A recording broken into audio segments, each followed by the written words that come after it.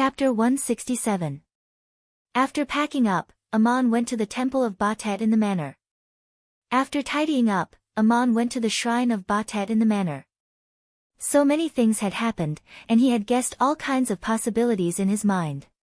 He wanted to find the cat that was once a god and ask it, hoping that Schrödinger could say something this time.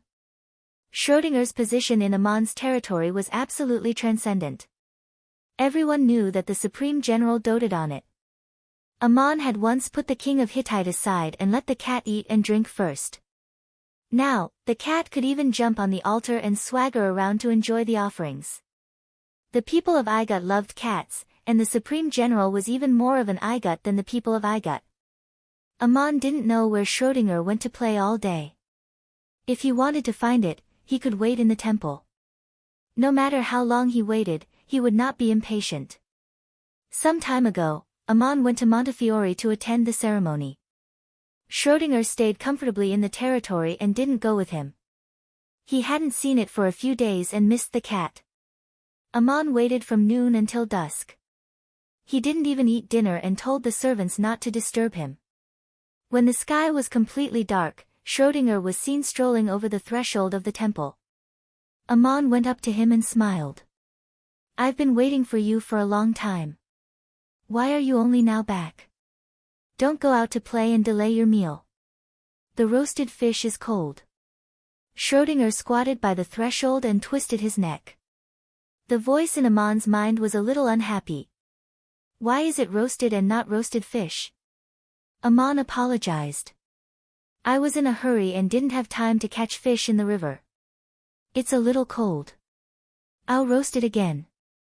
Schrödinger asked, "You had time to wait for me all afternoon, but you didn't have time to catch a fish? You came back yesterday, but you didn't come to me until today." Was the cat acting coquettishly or angry? Aman smiled apologetically and said, "Many things have happened recently. Yesterday, I just came back from Mount Horeb, and Poira came looking for me. Then, I sent John to look for Madanzo and Link. There are still many things to deal with, and I just finished this morning. There's something I want to ask you, but I don't know when you'll be back, so I've been waiting here. If I find out next time, I'll go catch some fish first before looking for you." Schrödinger snorted. "Oh, so the Supreme General has something to do. Otherwise, why would he think of me, the cat?" Aman still smiled and said, "Didn't I come to you when I was free? Who was the one who built this temple? Now that the wings of the statues of Horus in the main shrines of the cities of Igut have been broken and damaged, of course I have to ask you for advice." Schrödinger suddenly sighed. "I know all this. Aman, I want to ask you, is it worth it to pay so much just for a promise? If you continue like this, I don't know how much more you will have to pay." She was, of course, referring to the efforts that Aman had made in order to let his people return to their homeland. Aman was just the son of an old drunkard in Duk, and he was exiled to the mountains. Moses and the others did not owe him much. Up to this point, Aman had already done too much, and no one could say that he owed anything. Aman smiled and said, "This is not only my promise to Goddess Murin, but also to Mayor Dusty in the underworld. If I can't even keep a promise, how can I achieve what I have today? I did pay a lot, but I also got everything I deserve." Schrödinger nodded silently and asked again, "Some people in the world often do things because they have paid too much and can't give up. Aman, don't tell me you also have this idea of self-restraint? In the eyes of the gods, time is like the flowing Nile River. People live in the present, where everything they have paid has been paid. They only need to think about how much more they have to pay and what they can get. This is true wisdom." Aman shook his head and said, "I am not a god, at least not now. I have never thought about what you said. I am just keeping my promise, and I have my own gains." Schrödinger finally smiled. "You are indeed my Aman. Only such a heart can help me unlock the seal. I don't know how long it will take you and how much effort you will put in. What do you want from me? Just say it." The cat stood up and walked to Aman's feet, rubbing against him intimately. Aman squatted down and sat on the ground. He stroked the cat's back and said, "The first is good news. I have passed the test, regained my strength, and have achieved the 8th level." Schrödinger was surprised and happy. "Really? Tell me about your situation." Amon told him how he felt. Schrödinger said, "Congratulations, you have indeed passed the test, but there is still a process to achieve the 8th level. The path to the gods is different from other cultivation methods in the human world. The real difference begins now.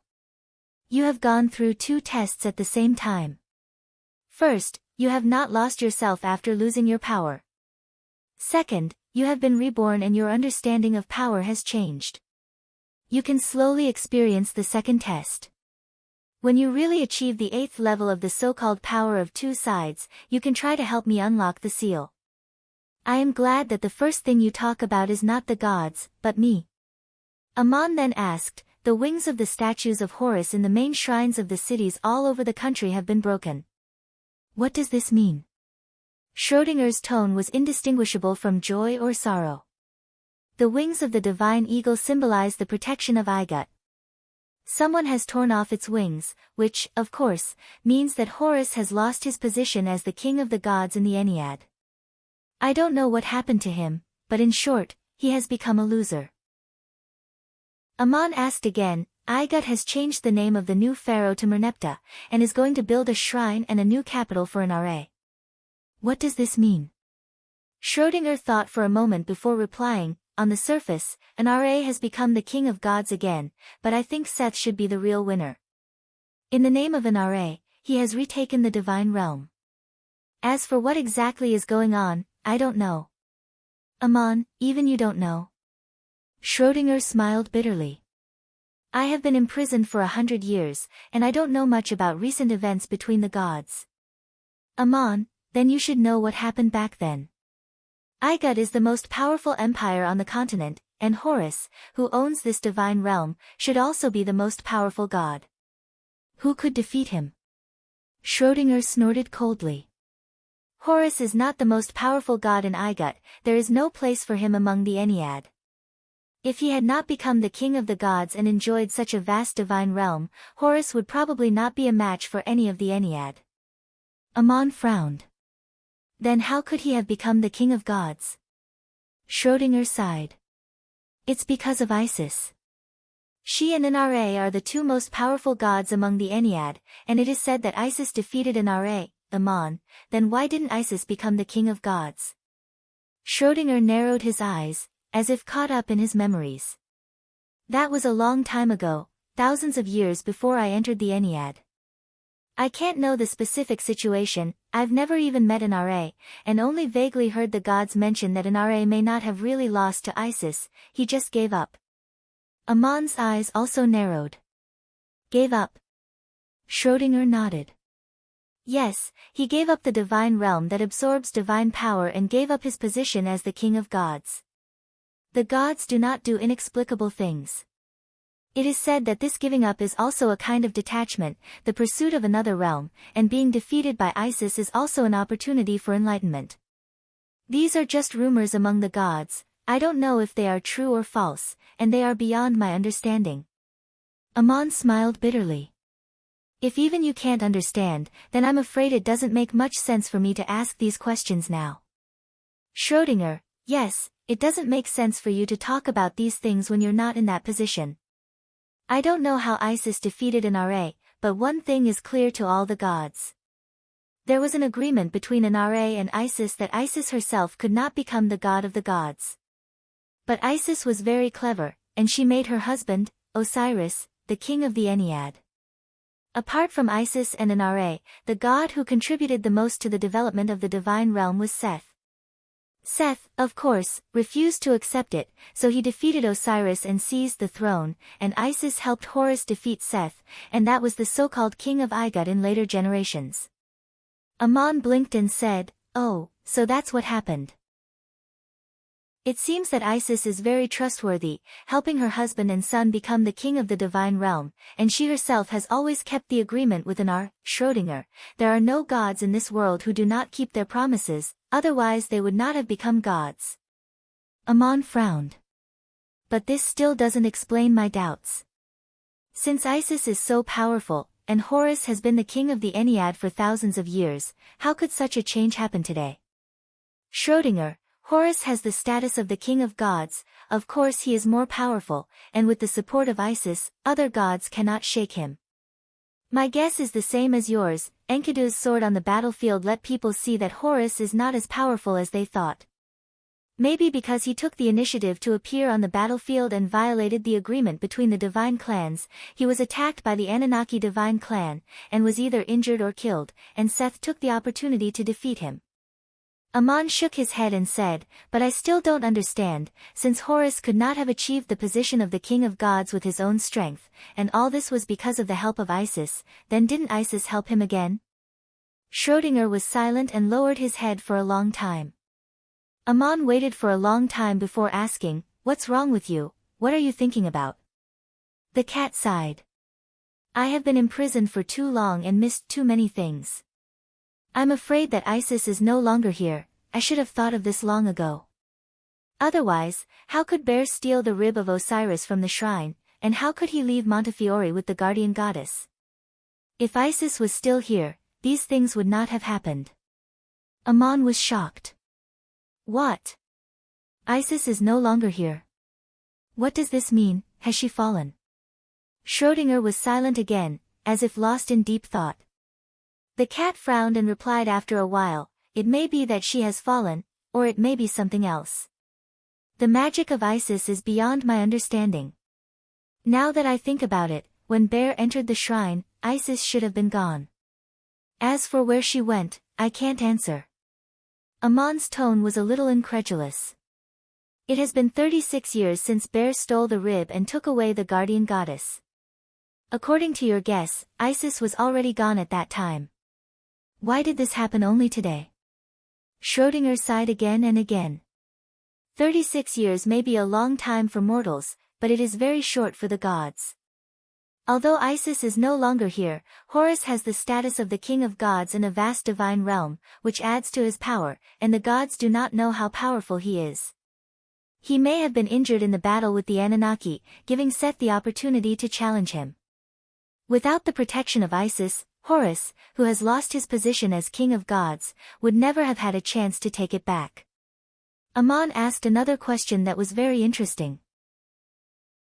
I know that the relationship between the gods is not the kinship that people understand. So is Horus really the son of Isis? The ancient book you showed me described a very bizarre story. Is it true that Isis became pregnant next to the body of Osiris and gave birth to Horus? Schrödinger smiled. You have to join a certain divine clan to fully understand the relationship between the gods. But Horus should be the son of Isis. When he first appeared, the gods once suspected that Horus was the reincarnation of Osiris, but later it became clear that he was not. Osiris did not leave, and he is still the god of the underworld of the Ennead.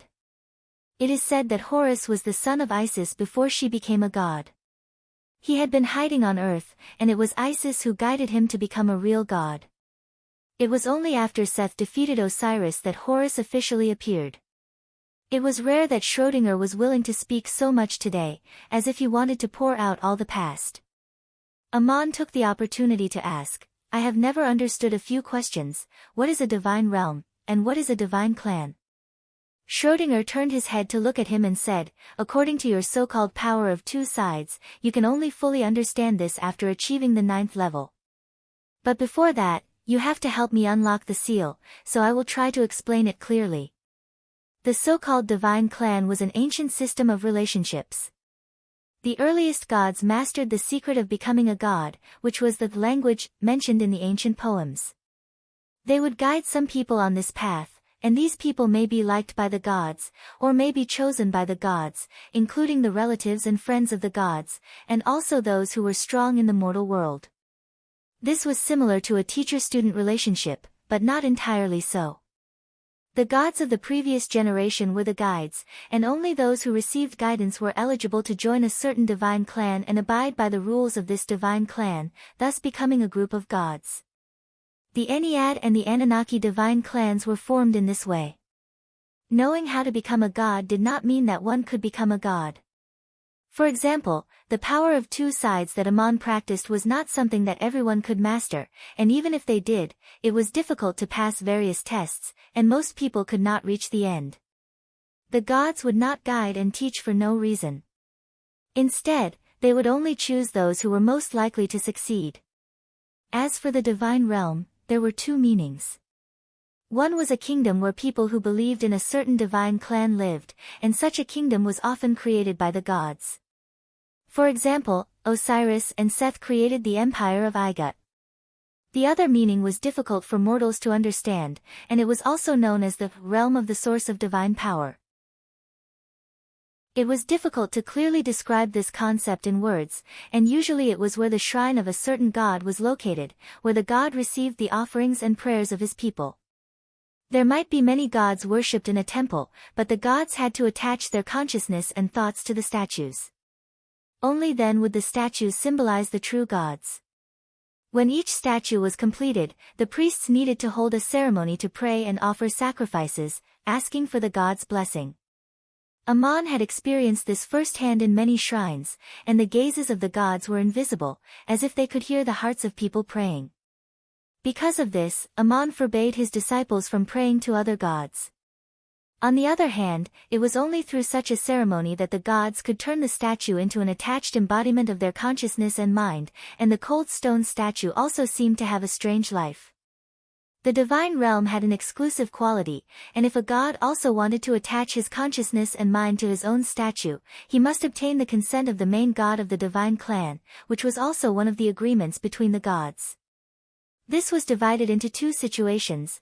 One was to enjoy the sacrifices of people in the same shrine and become a sub-god beside the main god, the other was to open up a separate small divine realm in the vast divine realm.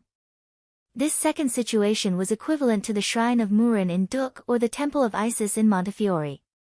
The main god of the Ennead was Horus, and because of the special status of the goddess Isis, the city of Montefiore, which had the largest population and the most abundant resources in the lower Igut, had always been the realm of Isis. The situation of Murin was completely different from that of Isis. Duk was the battlefield of the ancient gods, a land abandoned and cursed by the gods. When the Anunnaki divine clan split, according to the agreement, it was included in the scope of Enlil's divine realm, but in fact, it did not become a real, divine realm. Without people who believed in and sacrificed to the gods, there was no divine realm to speak of. The vicinity of Duk was barren and not suitable for people to live and reproduce at all. Later, the goddess Murin asked Enlil to establish her own divine realm in the land of Marduk, and Enlil agreed and made a certain agreement with the goddess Murin. The agreement between the gods was confidential, and only they knew about it, and Schrödinger could not know the specific content. Chapter 168. 152, The realm of the source of divine power. To make the land of Marduk a true realm of the source of divine power, Murin had to complete everything herself. This was very much like how Pharaoh gave Amon a piece of land in the plains of Duk, but it was only a piece of paper, and Amon still had to occupy and reclaim it himself. Murin requested that the sinners of the Battle of the Gods be moved to the land of Marduk. These people originally believed in the gods of the defeated side and were the ancestors of the Duk miners. They were punished to mine parangons in an extremely desolate and difficult environment, and their survival and reproduction faced great challenges. Only those with the strongest blood could survive, but they were still in danger of extinction. At this time, Murin performed a miracle, taught them the skills of Duk mining, and gave them the oracle of the patron god, so that they could survive in this dangerous land of Marduk for generations. Because these people were the descendants of the sinners, according to the oldest oracle of Anunnaki, they were not allowed to leave the land of Marduk. This ancient oracle was passed down from generation to generation, and later became the law of the Hittite kingdom, but few people knew its origin. This law had been enforced by the dynasties for hundreds of years, and there was a very practical reason. The people of Duk were the best craftsmen on the continent, and Duk was such an important producer of parangons, and later became a producer of iron ore. If these miners left Duk, it would be a loss for any kingdom, unless Duk no longer existed. If there were no laws and regulations, who would want to live in such a difficult environment for generations? As for what happened later, there was no need for Schrödinger to describe it, Aman himself knew it very well. The people of Duk betrayed the oracle and lost the protection of Murin, and Enril launched a flood to destroy the place, turning the plains of Duk into 1,000 miles of fertile land. In the ancient prophecy, the true god of the gods would be born here, and perhaps Enril thought that the time had come. As for the realm of the source of divine power, what did it mean? The believers claimed to be the servants of the gods. Their beliefs, sacrifices, and prayers were the source of the gods' power. This power was different from ordinary magic and body arts. It was a kind of divine power that the gods possessed. Schrödinger had never possessed an independent divine realm of her own, so her understanding of divine power was not comprehensive. There were two main aspects to it. First, it could gather power to strengthen one's soul. It was like having many selves. When these countless selves were gathered together, one could understand the ultimate meaning of life in the world. Secondly, it could help the gods face the judgment of fate and judgment of the end of days. At this point, Aman couldn't help but ask, do the gods also have to face the judgment of fate and judgment of the end of days? Schrödinger's body trembled slightly. Whether it is body arts or magic, if one practices to the peak of the 9th level, they will have the power to fight against the gods in the mortal world. They are often called demigods, such as Gilgamesh and Enkidu. But the true demigods did not have this meaning in the beginning. They were people who were guided by the gods and had the potential to become gods. But in the eyes of the world, they were often gods, such as me in the past. If you achieve the 9th level of the power of two sides, you will be a true demigod in the ancient legends. You will be able to stand shoulder to shoulder with the gods in many myths and even have a divine realm. But to truly achieve that realm of eternal life, the judgment of fate and judgment of the end of days are a test that must be passed. Do you know why the Ennead got its name? Aman blinked and said, isn't it because of the Ennead? Schrödinger, it is indeed because of the Ennead, but you don't know the real reason. Before Horus, only these 9 people became the true gods of eternal life, and Horus was the 10th and the last. The other gods, including me in the past, were only demigods. I was once only one step away, but in the end, I did not succeed. Aman went to participate in the blessing ceremony of Isis and stayed in Montefiore for a total of 7 or 8 days. He sent Madanzo back the day after arriving in Montefiore to let Moses and the others leave. It was a long journey, and although they had been prepared, it took time to pack everything up and leave. So when Aman returned to the territory, Moses and the others had only left a few days ago. More than 60 clansmen, more than 20 carriages, loaded with various supplies, including farming tools, clothing, food, seeds, tents, living utensils, and so on. They were going to reclaim the wilderness and rebuild their hometown, and it was the most important migration after ending their bitter fate. Naturally, they had to bring as much as possible of what they needed. Especially after leaving the territory of Igut, they had to cross thousands of miles of desert and hundreds of miles of swamps and jungles. Food, water, and self-defense weapons were indispensable, and more than 20 carriages were fully loaded. Such a team could not move very fast, and when the new pharaoh's orders spread to all parts of the country, they had just arrived at the city of Heliopolis, which was also the city closest to Montefiore on the east bank of the Nile River, and still far from the border of Igut. Moses was stopped at the city's checkpoint, and the officer guarding the checkpoint looked at the general's order and then told them, now that the new pharaoh has ascended the throne, according to the latest decree, you can no longer go. Fortunately, this place is not far from the city of Herak. Please return to the territory immediately. If you continue to go forward in violation of the order, you will be arrested and forcibly repatriated. Moses had no choice but to order the caravan to turn around and head south. The clansmen's disappointment was indescribable.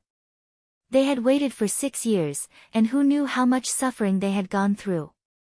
Just as they saw a glimmer of hope, it was suddenly extinguished by a sudden change. That damned Pharaoh Lazith too, why did he have to die at this time?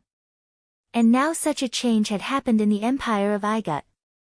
Once the people who relied on faith fell into despair, the pain and hesitation were indescribable, and they did not even have the strength to walk. Moses comforted the clansmen, "We have already endured and waited for so long, why not continue to persevere? As long as God has not given up on us, there is no need to be disappointed." The clansmen asked Moses, "But where is God?" The 12 miners that Moses taught all said, "God is watching us, as long as we do not lose faith in our hearts, we can find our home." That night, they did not pass through any towns. They stopped at a place on the bank of the Nile River, sheltered from the wind, and spent the night in a tent. In the distance was the rushing water, and close by was the high mountains and dense forests. Moses ordered the 12 clansmen who had practiced the power of 2 sides to take turns to keep watch, while he sat in the carriage and meditated, calling Allah in his heart. "My God, the Savior of hope. I call to you, I beg you to hear my voice. Do not let the flame of hope be extinguished again. Guide my people back to their home, even if it means sacrificing my body, mind, and life, as long as they return to the land of Duk. God, I am your servant, please help me." At this moment, Moses heard a voice in his mind, "God is watching you and your people, please come to the forest and accept the guidance of the flame of hope." Moses hurriedly opened his eyes and got out of the carriage. Without being discovered by the clansmen, he quietly sneaked into the forest by the roadside with his iron stick in hand. Sure enough, there was a faint flame in the distance. He passed through the trees and came to a valley. He saw a bush burning in the fire. When he got closer, he saw that the tree was intact. There were 2 people standing on the open ground. He hurriedly knelt down and saluted, "Messenger of God, Moses is summoned." One of the messengers said, "Moses, there is a new situation now.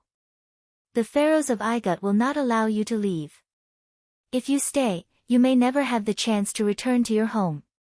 Do you choose to go back or to move forward?" Moses replied, "If God can guide the way, of course I choose to move forward and return to my home." The other messenger asked again, "This road is very difficult, and it will be even more difficult to lead so many people. You have a chance to go by yourself. God allows you to choose."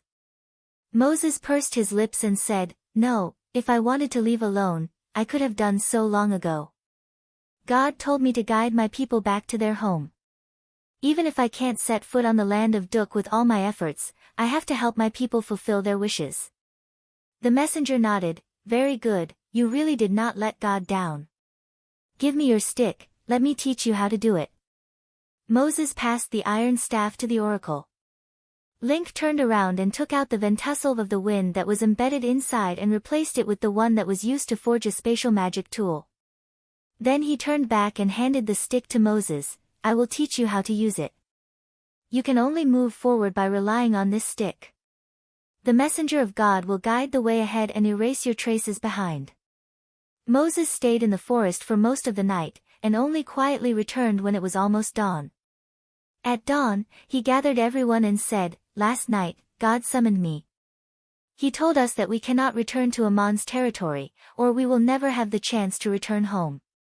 From today onwards, we will walk in the deep mountains and wilderness, avoiding all the checkpoints and tracking, and walk back to our home on foot. God is watching us, and he will also guide the way."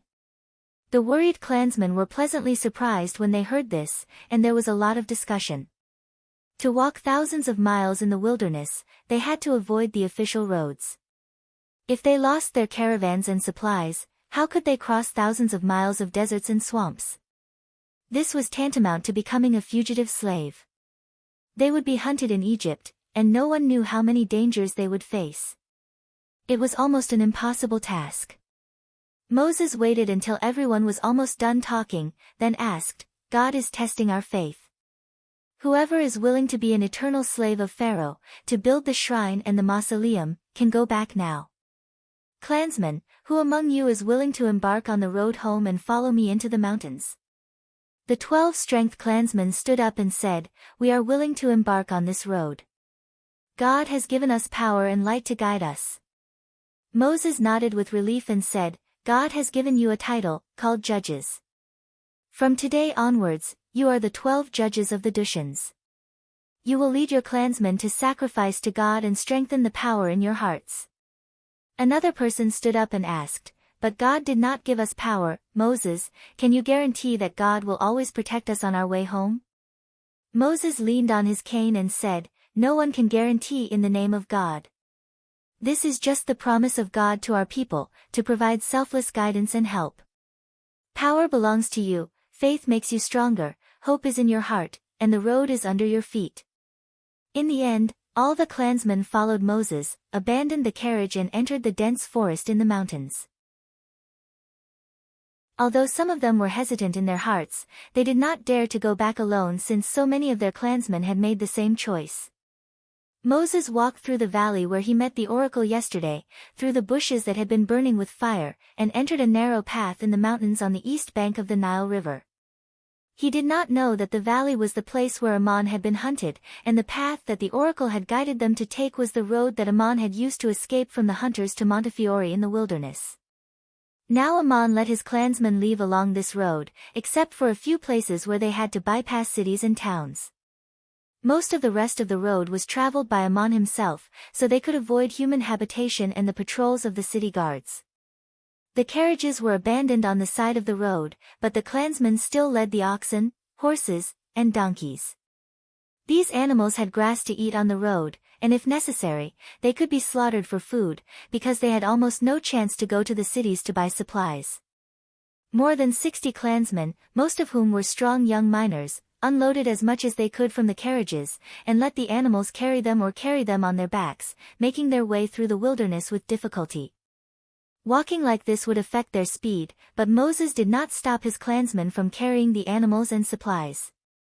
After all, no one could walk such a long distance empty-handed. Although God had given him a magical cane, he had instructed him in advance that it was best not to use it. The 12 judges were the strongest supporters of returning home. Their names were Othniel, Ehud, Shamgar, Deborah, Gideon, Tola, Jair, Jephthah, Ibzan, Elon, Abdon, and Samson. Moses' servant, Joshua, asked along the way, once we leave, we'll become fugitive slaves. We can't buy things in the cities, so we can only rely on the supplies we brought with us. Not to mention, we have to cross the desert. Do we need a unified plan? Moses nodded and said, then you'll be responsible for the registration, unified management, and distribution of supplies. If we use our food sparingly and don't delay our journey, it should be just enough. We just need to bring enough water before we enter the desert. Joshua accepted the order and made a count of the livestock and food the clansmen brought with them. He also calculated the amount of food they had to consume each day, and distributed them at a fixed time. There were not many mountains around the city of Heliopolis, but there were undulating wilderness and dense forests far away from the Nile Valley. As long as they avoided the inhabited villages and cities, almost no one would notice them. Madanzo drove the crystal shuttle in front of them as a lookout, while Link held the Sphinx and the shadow-chasing lamp and quietly followed behind the group, erasing the traces of the large group. Link was the tribe leader of the savages, so he was good at traversing the wilderness and tracking prey since he was young.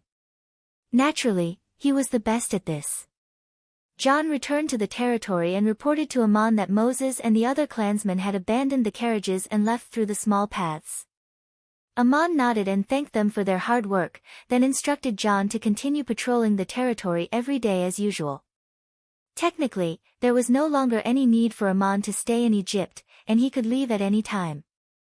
However, he had been staying in his territory, behaving like a law-abiding and honest supreme general of the empire.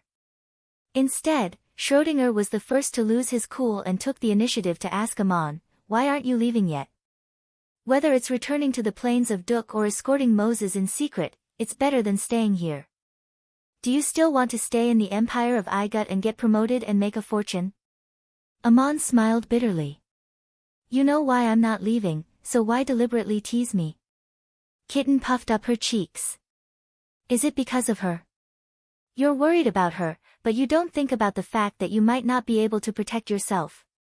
The her she mentioned was obviously referring to the guardian holy maiden of the temple of Isis, Maria. Ammon nodded and said, Yes, of course it's because of her. According to you, the goddess Isis is long gone, and now that today's change has happened, Horus has lost his position as the king of the Ennead. I'm afraid the status of the temple of Isis will also be shaken. Kitten smiled. You're already the supreme general of the empire, you don't see the problem so simply, do you? The guardian holy maiden of Isis is just a symbol, and even if the pharaoh wants to worship the new king, he has to take into account the beliefs and habits of the people. Although the status of the temple of Isis has declined, why do you have to worry about Maria? Do you think that Maria has nothing but the identity of the guardian holy maiden of Isis? Schrodinger's words were very reasonable. The guardian holy maiden of the temple of Isis was a symbol of the theocracy of the empire. The main temple of the cities of Igut was the temple of Horus, but the main temple of Montefiore was the temple of Isis, and it had become the center of the theocracy of the whole lower Igut. The reasons were complicated. On the one hand, of course, it was because of the unique status of the goddess Isis, which was related to the realm of the gods. On the other hand, it was because the main territory of the Igut was divided into two prosperous areas, the upper and lower Igut. In the lower Igut, there must be a center that symbolized the theocracy and the royal rule. The existence of the guardian holy maiden of Isis had a dual background of history and reality. Even if the new pharaoh wanted to worship the new king, he still needed to consolidate the rule of the lower Igut. The status of the guardian holy maiden of Isis might be weakened, but the prestige of Maria herself in the lower Igut was already very stable. If she could adapt to the situation and knew how to cooperate, it would not be difficult for her to cope with the new changes. Amon even thought that Maria had the talent to be the prime minister of the empire. Even if she was not the guardian holy maiden of Isis, she was fully qualified and capable of becoming the new high priest of the empire. But Amon was still worried. What was he worried about?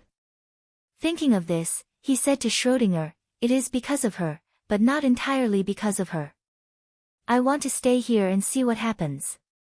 It will be good for Moses and the others.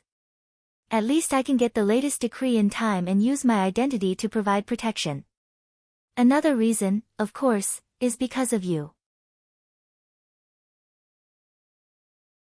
Chapter 169. 153 The birth of a monotheistic religion. Amon replied, "I have experienced a brand new power, which is completely different from pure body arts and magic arts. It is like a newborn baby growing up, and the power is inseparable in the process of growth.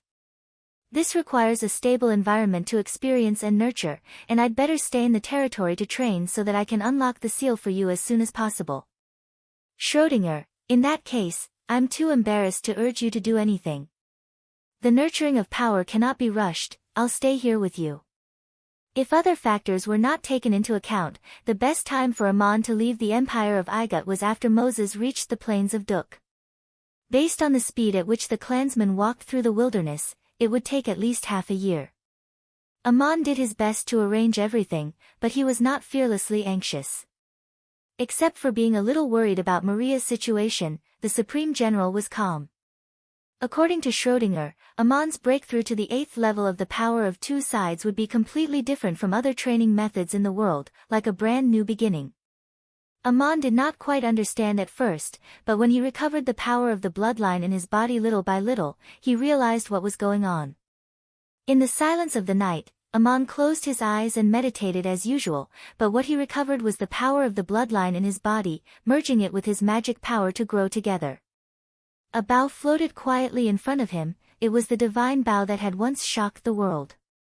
The bowstring was pulled silently, and an invisible arrow of energy condensed. But Amon did not shoot the arrow, otherwise the house would collapse. He was just demonstrating. Then the bowstring was put back, and the invisible arrow disappeared. The divine bow spun, as if caught by an invisible hand, and gently floated back to Amon's leg. Amon opened his eyes in the darkness and sighed.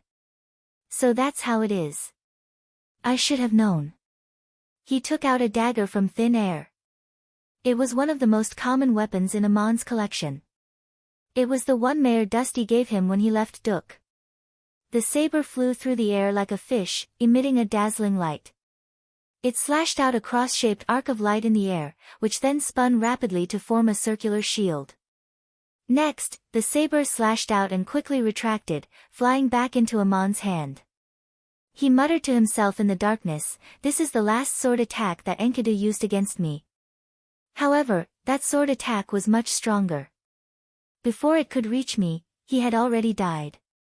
Amon used to practice the power of two sides, but in truth, he was still just a warrior and a sorcerer at the same time.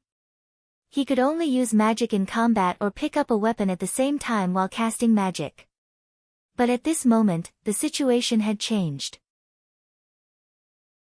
He was clearly using a weapon to cast magic, and at the same time, he was also using magic to control the weapon. The two powers were no longer distinguishable. Gilgamesh's bow could not be drawn at all unless one was born with divine strength or had the power of a supreme warrior. But Amon did not hold it in his hand. He simply used spatial magic and energy magic to draw the bow. At the same time, if one was not a supreme mage, one would not be able to condense the arrow. Amon did not combine these two powers together, but used one power naturally. This was different from pure magic and body arts. It was not simply a combination of both. This made Amon's methods much more refined than before. In the future, there would no longer be a distinction between body arts and magic arts. Instead, there would only be emphasis on what he was good at. Amon recalled Enkidu's last battle against the black vortex and lightning in the sky. The broken broadsword in his hand turned into a misty golden light, not because it was too fast and dazzling. Enkidu was a pure warrior. He only practiced body arts. When he reached the peak of the 9th level and was about to break through, he experienced the fusion of power. It was difficult to say whether it was body arts or magic. This kind of power existed from the very beginning. Body arts and magic were just two sides of the same body. To be more precise, it should be called two sides as one. One was its core. All kinds of magic and body arts in the world were just 1,000 sides of this one body. Amon thought that his practice of the power of two sides was the right path. Now he finally understood why Schrödinger kept saying that it was the so-called power of two sides. In fact, Amon had taken a long detour. Even Bear, who had guided him, had only explored the middle of the path. This detour was not in terms of cultivation. His efforts were not in vain. Instead, it was in terms of understanding. He had finally reached the end of the path. If Amon had not practiced the so-called power of two sides, he might have had to wait until the last moment of Enkidu's life to suddenly understand it. He closed his eyes again and fell into a deep meditation, completely forgetting everything outside his body and immersing himself in the world of his mind. If he had understood it from the beginning, he would have had more means. But Amon's knowledge and experience could not have come out of thin air. What he learned was the body arts and magic of this world. Of course, he was influenced by everyone's established ideas. It was only today that he fully understood it. Amon recalled the skills of the miners in Duk. In fact, it was the power taught by the gods, and there was no distinction between the so-called body arts and magic. He carefully reflected on the path he had walked step by step. Starting from the simplest first achievement, how to directly practice the power of one side, without the concept of magic or body arts, but only according to the individual's talent. His path of practice was finally clear. The understanding was subversive, and even overturned all previous conclusions. It was a kind of negation. He also found one thing: to awaken this power was much more difficult than to awaken the power of magic and body arts, and even more difficult than to awaken the power of two sides of one body. Who could awaken this power? There was one situation that did not need to be judged, and that was those who had already achieved high achievements. Whether it was a supreme mage or a supreme warrior, they had this aptitude to achieve what they had already achieved. It was nothing more than the difference in the path they had taken. To re-embark on this path, one only needed to understand and confirm and complete the missing practice. Crazy Ol could also embark on this path. Although he still had to pass all kinds of tests and there was almost no hope of success, at least he could understand the goal he had been pursuing all his life. Ammon thought of Goliath again. Goliath once said that he and Enkidu were separately trying two other paths, and Ammon was confirming the power of two sides of one body. Perhaps they could both solve the secret of becoming gods. This was not entirely unreasonable. The path explored by Crazy Ol Bear and Ammon could be said to be unique. They were constantly approaching the secret of becoming gods, and today they finally understood the origin. In the darkness, Ammon forgot the outside world, even his own existence. But tears silently welled up in his eyes. He silently prayed to Nietzsche and Bear, with gratitude and blessings. The hard work of 3 generations of geniuses and the summary of research on the basis of the experience of countless geniuses had finally solved the mystery, and the answer had always existed in the world. In the following days, Supreme General Ammon closed himself off from visitors. Even the servants around him could not see him. Only John knew where he was. He lived in the village built by Moses and the others. He began to train his power again from the lowest level. It was not so much training, but rather experience and mastery, because he had already broken through to the next level. He only had one disciple, John, by his side, so he called John over and said, "I once taught you the mining skills of Duk and the most basic magic meditation. Because of this, you integrated the restless power and became a supreme warrior. Later, I taught you the power of two sides and let you practice magic and body arts separately. But today, I want to show you the real path. Abandon all prejudices and follow my instructions. Practice all the powers you have learned in this way." John was surprised and said, "Ammonius, are you going to awaken another power for me?" Ammon shook his head and said, "This is not another power, it is what you have been training in the past, but it points to the true origin. It is very difficult to awaken this power, but for those who have already become supreme mages or supreme warriors, they only need to comprehend and experience it again." Ammon passed on his latest understanding to John, and John asked another thing, "Ammonius, Miss Phi is an advanced warrior, can she also practice this power?" Ammon smiled and replied, "Not everyone can succeed. She has 2 choices. One is to continue practicing body arts, and after she becomes a supreme warrior, I will guide her to practice this power. The other is to hold the awakening ceremony for her now, and if she succeeds, she will start training from the beginning." John was surprised and overjoyed. "Ammonius, you agree?" Ammon nodded. "Yes, but I will not teach her directly. You will teach her what you have verified. I need someone to help me conduct the power awakening ritual, and this person must be able to verify this body's power to the 7th level before I can do it. Go and practice by yourself first, you will personally awaken Miss Phi's power." The latest decree of the empire's pharaoh Merneptah was quickly passed down to the various cities according to an oracle. After all, there were only a few people like Ammon who knew what was going on, and the oracle announced by His Majesty Pharaoh shocked the whole country. The great king of Igut, Horus, was injured in the battle against the evil foreign gods in order to protect the empire and has returned to heaven to recuperate.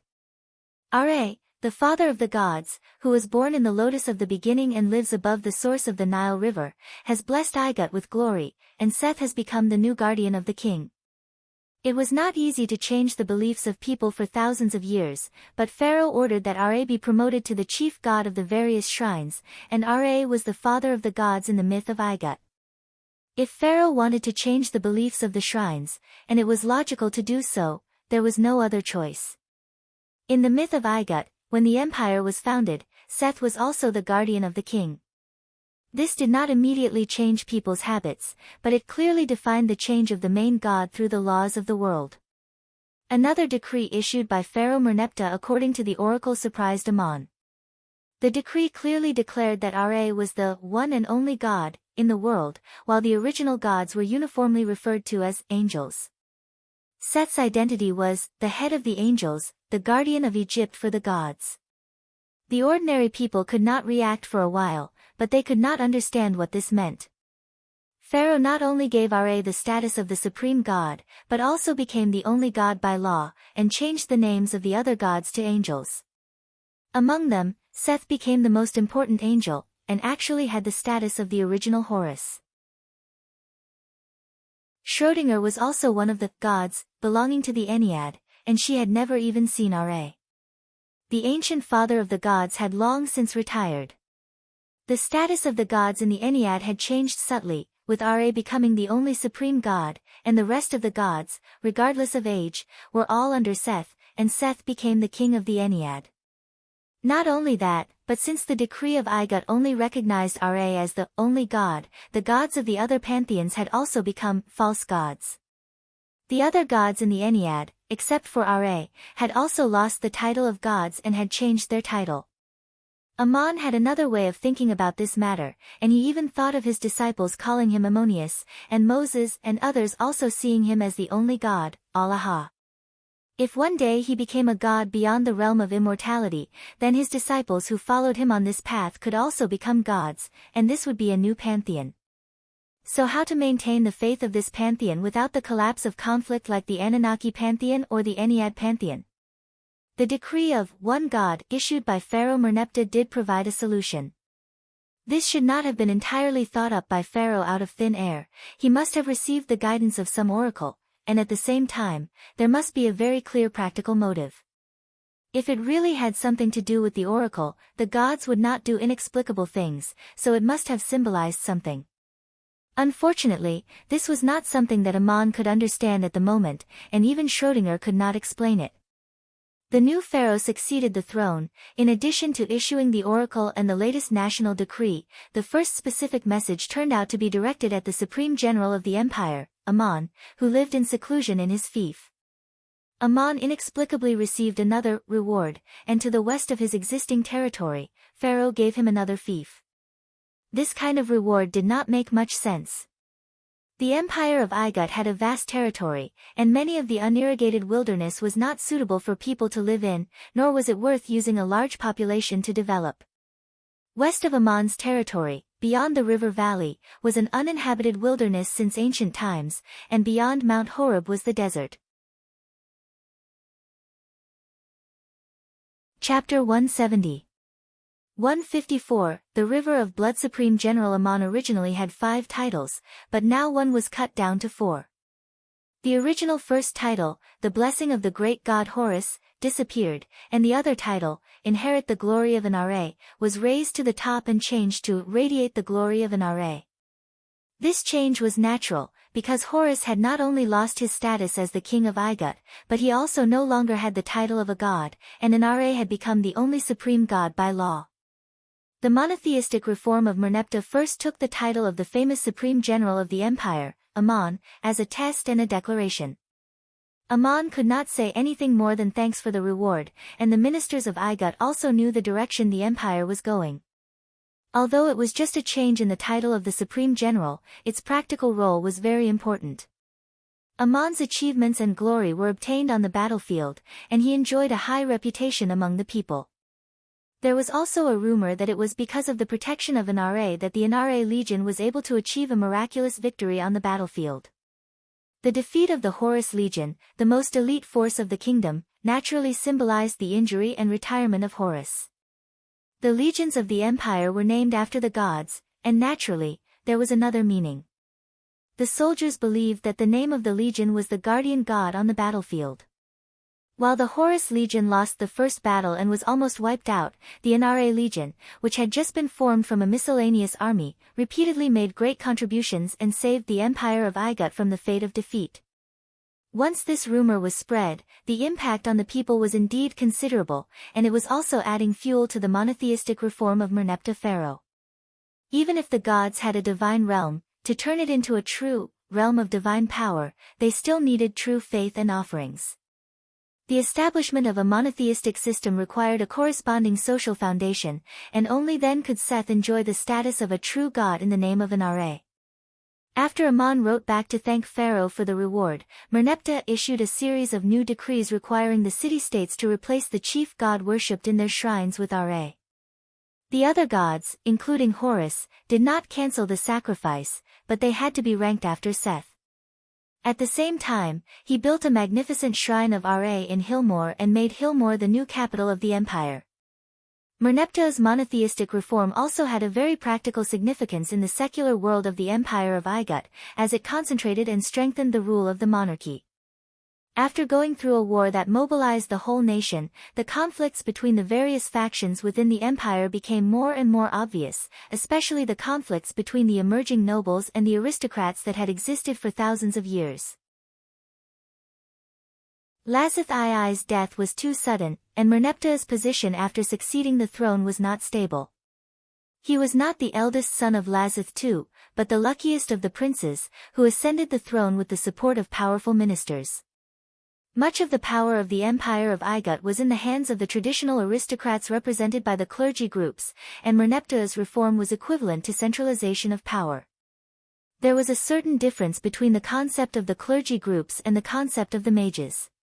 Supreme mages like Maria and George did not belong to this group, but the aristocracy that had risen in recent years. People like Rod Dick, although not a mage himself, were still the chief priest of the Cape States, holding local military and political power for generations. He was a typical representative of this group. For example, the Ramos family, from which Nero came, was also a member of the clergy groups, and Amon had a strong conflict with this family. If personal factors aside, this was also one of the inevitable contradictions caused by the rise of the new forces represented by Amon. When the position of the royal power was unstable, it was easy for the power to be controlled by the local aristocratic groups.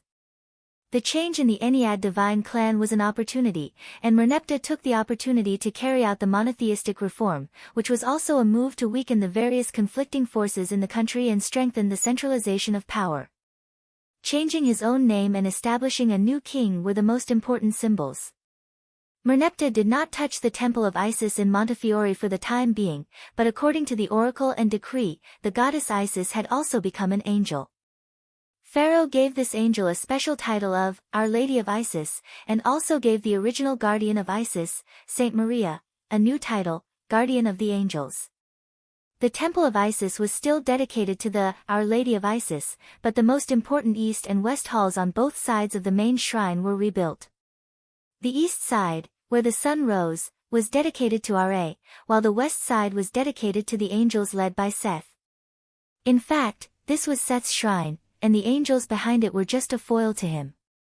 As Amon expected, he soon received a warrant from Pharaoh from the city of Herak, summoning the craftsmen of Duk to go to Hillmore to build the main shrine for Ra. Supreme General Amon's first title was Glory to Ra, and he had no reason to refuse such a trivial matter. Otherwise, it would be disrespectful to the gods. Pharaoh ordered the cities to recruit craftsmen, and specifically mentioned the miners of Duk. If Lasith II had not died, and nothing had happened to the Ennead divine clan, after Amon's rampage in Montefiore, most people would not deliberately find fault with him, unless there was conclusive evidence that the Supreme General had committed a serious crime. But now everything had changed, and the power structure of the empire was being reorganized. Prime Minister Joseph was the strongest supporter of the new pharaoh's monotheistic reform, and perhaps he was the one who told Pharaoh where the best craftsmen on the continent were.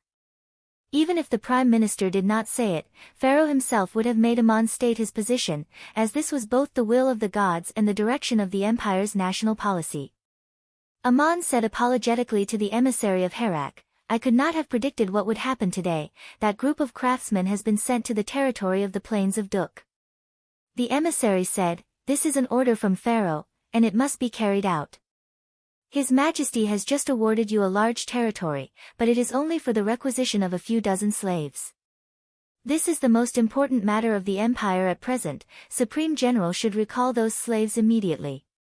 Amon nodded and said, "I will send my guards to recall them immediately." The emissary said, "Thank you, Supreme General, I will wait for news in your territory." John crossed the Nile River with a group of guards and chased Moses and the others along the official road. 2 days later, he returned and reported to Amon with a terrified expression, "Supreme General, it's not good, your slaves have abandoned their carriages and escaped. We found their abandoned carriages on the official road by the river, as well as their footprints into the mountains and forests. The mountains are too desolate, we have searched all day but have not found them. Aman slapped the table and said, "What, they dared to escape? Continue to search, when you find them, bring them directly to Herak." Then he said to the emissary, "I'm really sorry, those slaves have escaped, please report to Pharaoh truthfully. I am willing to donate a large sum of money to the empire for the construction of the shrine of Ra. Slaves escaped from time to time, and the facts were clear." Supreme General Aman did not lie, he was also a victim, and Aman's donation was not empty talk. He took out the equivalent of 1,000 parangons as a tribute, which was far more than the value of dozens of ordinary slaves. The emissary did not know the inside story and thought that he had completed his mission perfectly. Although the Supreme General's slave had escaped, he had paid 1,000 parangons for it. So, after comforting Aman, he returned to the city of Herak and reported the situation to the capital. Unexpectedly, when Pharaoh saw the report, he attached great importance to it and immediately sent an order to reward Supreme General Aman with 200 slaves in recognition of his generous donation to the shrine of Ra, and at the same time to compensate him for the loss of his slaves' escape. Pharaoh also ordered the city-states of the country to assist the Supreme General in recovering the escaped slaves, and specifically emphasized the importance of these craftsmen in the divine prophecy. Aman frowned after receiving the order. Merneptah's move was unusual. It was not as simple as summoning craftsmen, but he wanted this group of people. He actually personally ordered the city-states all over the country for the sake of dozens of escaped slaves. But Pharaoh could not punish the Supreme General himself on the surface. Aman's slaves had escaped, and he had suffered losses, not to mention that he had donated a large sum of money. In the face of such kindness from the empire's pharaoh, Supreme General Aman was also very grateful and denounced John and the other incompetent personal guards in his territory. In anger, he dismissed John from his post as the captain of the guards and wanted to drive him back to Montefiore. John pleaded, "Supreme General, please give me a chance to redeem myself. Although you have dismissed me from my post as the captain of the guards, I still need to make up for my mistakes." Aman nodded and said, "John, you have nothing to do with me anymore. Since you have the desire to help me, for the sake of Pharaoh, I will give you a warrant. You will lead all my guards to search along the official road, even if you have to chase them out of the borders of Igut, you must find them." John prostrated and bowed, "Thank you, Supreme General. If I can't find them, I will definitely not come to see you."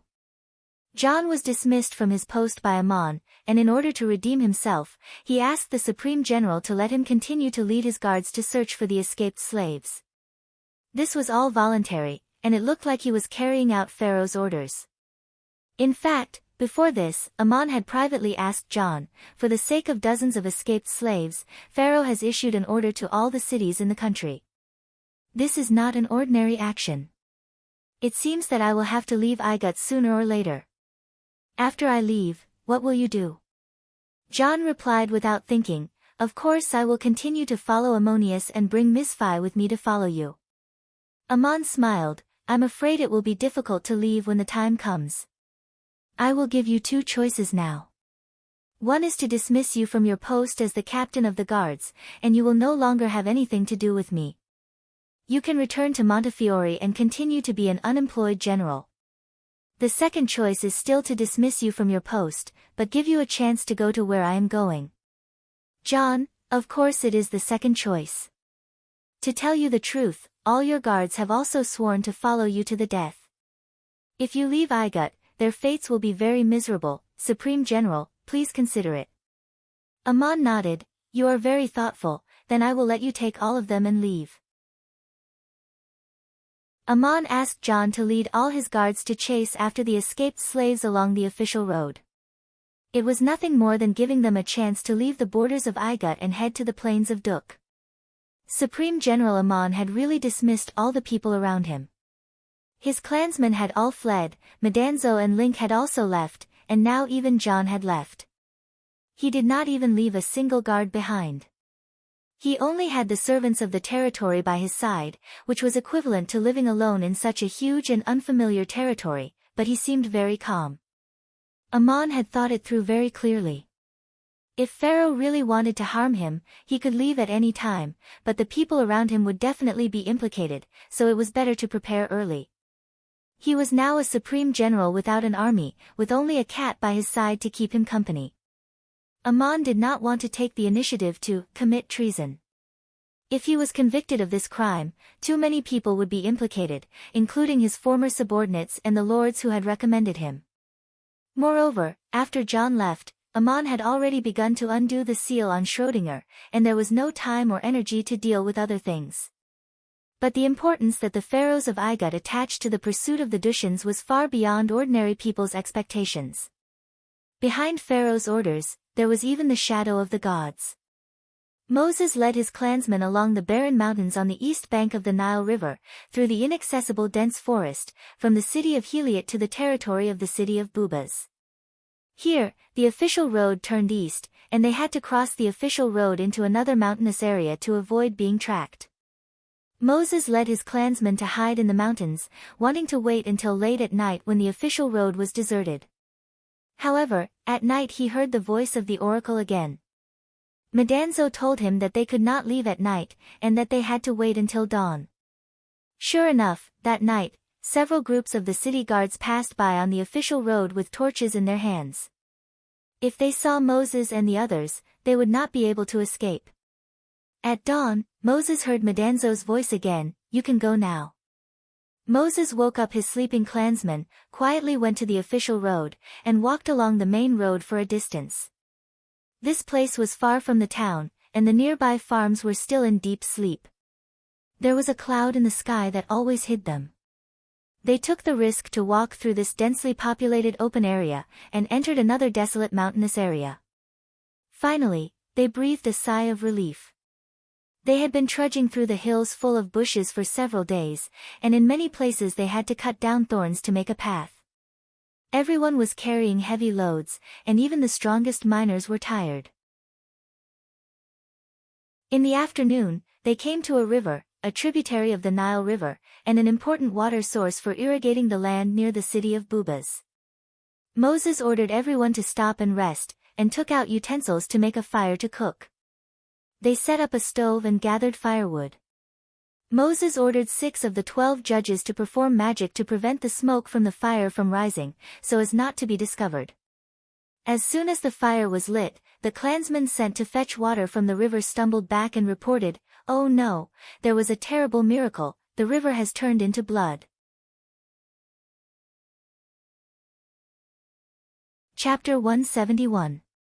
155. God's punishment. Moses said with a sullen face, "It is because of the guidance of God that we can safely pass through the dangerous area and arrive here. If a changed river can shake our faith, how can we be worthy of God's help? How can we go through all the hardships to return to our homeland?" No one dared to drink the river. Moses raised his iron staff and used water elemental magic to condense the dew on the grass. He ordered his people to continue cooking. While they were cooking, Medanzo and Link hid in a secluded place and whispered.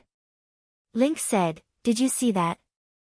Someone used a very clever sensory reversal spell to change the color and smell of the river to scare Moses and his people away." Medanzo frowned and said, "If they don't cross the river, they will have to go back to the main road and go from the east. They will definitely be discovered. This is the purpose of the person who did this. Who could it be?" Link stroked his staff and said, "Ammonius sent John and his guards to leave Igut first.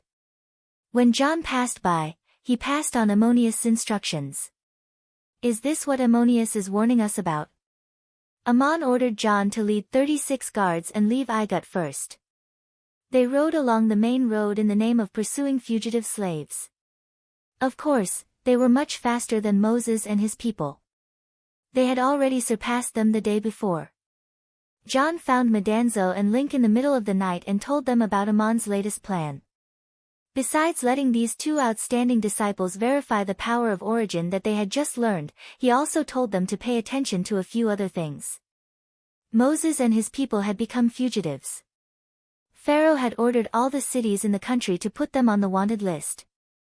The difficulties they would face along the way were not only limited to the difficulties they would face. The gods of Egypt were likely to use various means to stop them. The real gods would not directly attack Moses and the others, but they would use various means to create obstacles. To shake their faith, to make them feel fear and discouragement, to lose courage, confidence, and hope. If the Dushians no longer believed that they could succeed and gave up on the mission, then the Egyptian gods would have succeeded. Medanzo and Link were secretly trying to resolve these obstacles and encourage Moses and the others not to give up. If the gods' obstruction and intimidation did not succeed, they would probably send messengers to threaten Moses and the others. The messengers of the gods should also be the gods in the legend of Igut, but Amon told Medanzo and Link that those messengers were not real gods who transcended eternal life. They were nothing more than masters of the secret of becoming gods like them and trained in the power of unity. In this case, Medanzo and Link needed to take action, but there was no need to fight to the death. They could make various agreements to hold them back and let Moses and the others pass safely. If they were really not a match for the Dushians, Amon would not force them to do their best. If these two obstacles could not stop the Dushians, the gods might directly attract the pursuers of Igut, and then they would have to fight directly. It was unrealistic for Medanzo, Link and Moses to defeat the Igut army, but it was also impossible for the Igut army to gather in one place and wait for them. They had to avoid encountering a large number of troops as much as possible. Now that the river had turned into blood and was blocking the way of Moses and the others, even if it could not scare them away, it could make them take a detour. It seemed that Amon's prophecy had come true. Medanzo curled the corner of his mouth and said, "This little trick is not difficult for us. If Moses and the others want to persist, we will help them cross the river." Link said worriedly, "It is not a big problem for now, but this is just the beginning. I wonder what else Moses and the others will encounter." Medanzo, Ammonius said to let them choose for themselves. "As long as they do not give up, we will provide help." Link reminded again, if the punishment of the gods of Igut does not scare away Moses and the others, it is likely that they will send messengers to directly stop them. "I wonder if the two of us are a match for them." Medanzo patted Link on the shoulder and said with a smile, "Don't forget, we are also messengers of the gods. Who is afraid of who? Ammonius has finally taught us the power of origin, the true inseparable body. We used to practice the power of two sides, but we still lacked a lot of methods, but now we have mastered it. It is not without its benefits, at least our magic power is much stronger than those of the same level. I have even fought with Enkidu on the battlefield, that is a guy who dares to kill even the gods. Why would I be afraid of the messengers of the gods? Since Ammonius asked us to carry out this task, we must also have confidence." Link laughed, "It is such a big thing, how come it is not a difficult thing when it comes to you?" Medanzo said proudly, "Of course, when Ammonius attacked Hittite and captured the king alive, why did he only bring me?" That night, the worried Moses was praying to the gods when he heard the voice of the messenger, "Moses, when the light appears on the horizon and the morning mist rises from the forest, lead your people to cross the river." Moses quickly got up and found the 12 judges and instructed, "The messengers of the gods told me that when the morning mist rises, we can cross the river in front of us. Let the people get ready immediately." Someone asked, "Now everyone is very afraid, thinking that it is the punishment of the gods of Igut, and they dare not go to the river again. What should we do?" Moses replied, "Tell them that it is the path guided by the gods. We only believe in our gods. If they do not want to go, they can turn back. I am willing to be the first to cross the river." When the light appeared on the horizon, there was a faint morning mist floating in the forest. Moses gathered his people and walked to the river, and the mist slowly followed them. The rushing river was still red and exuded the smell of blood, but the morning mist floated out of the forest like a thin blanket on the river. Gradually, the white mist on the river became thicker and thicker, and under the cover of the morning mist in the forest, it turned into the shape of a pontoon bridge. Moses waved his staff and said, "This is the path that the gods have guided us to cross the river. As long as the faith in our hearts is firm, we can walk to the other side. Only one person can cross at a time. Everyone looked at the condensed mist, and many people did not dare to go over. How could they step on the mist? If they stepped on it, wouldn't they fall into the river?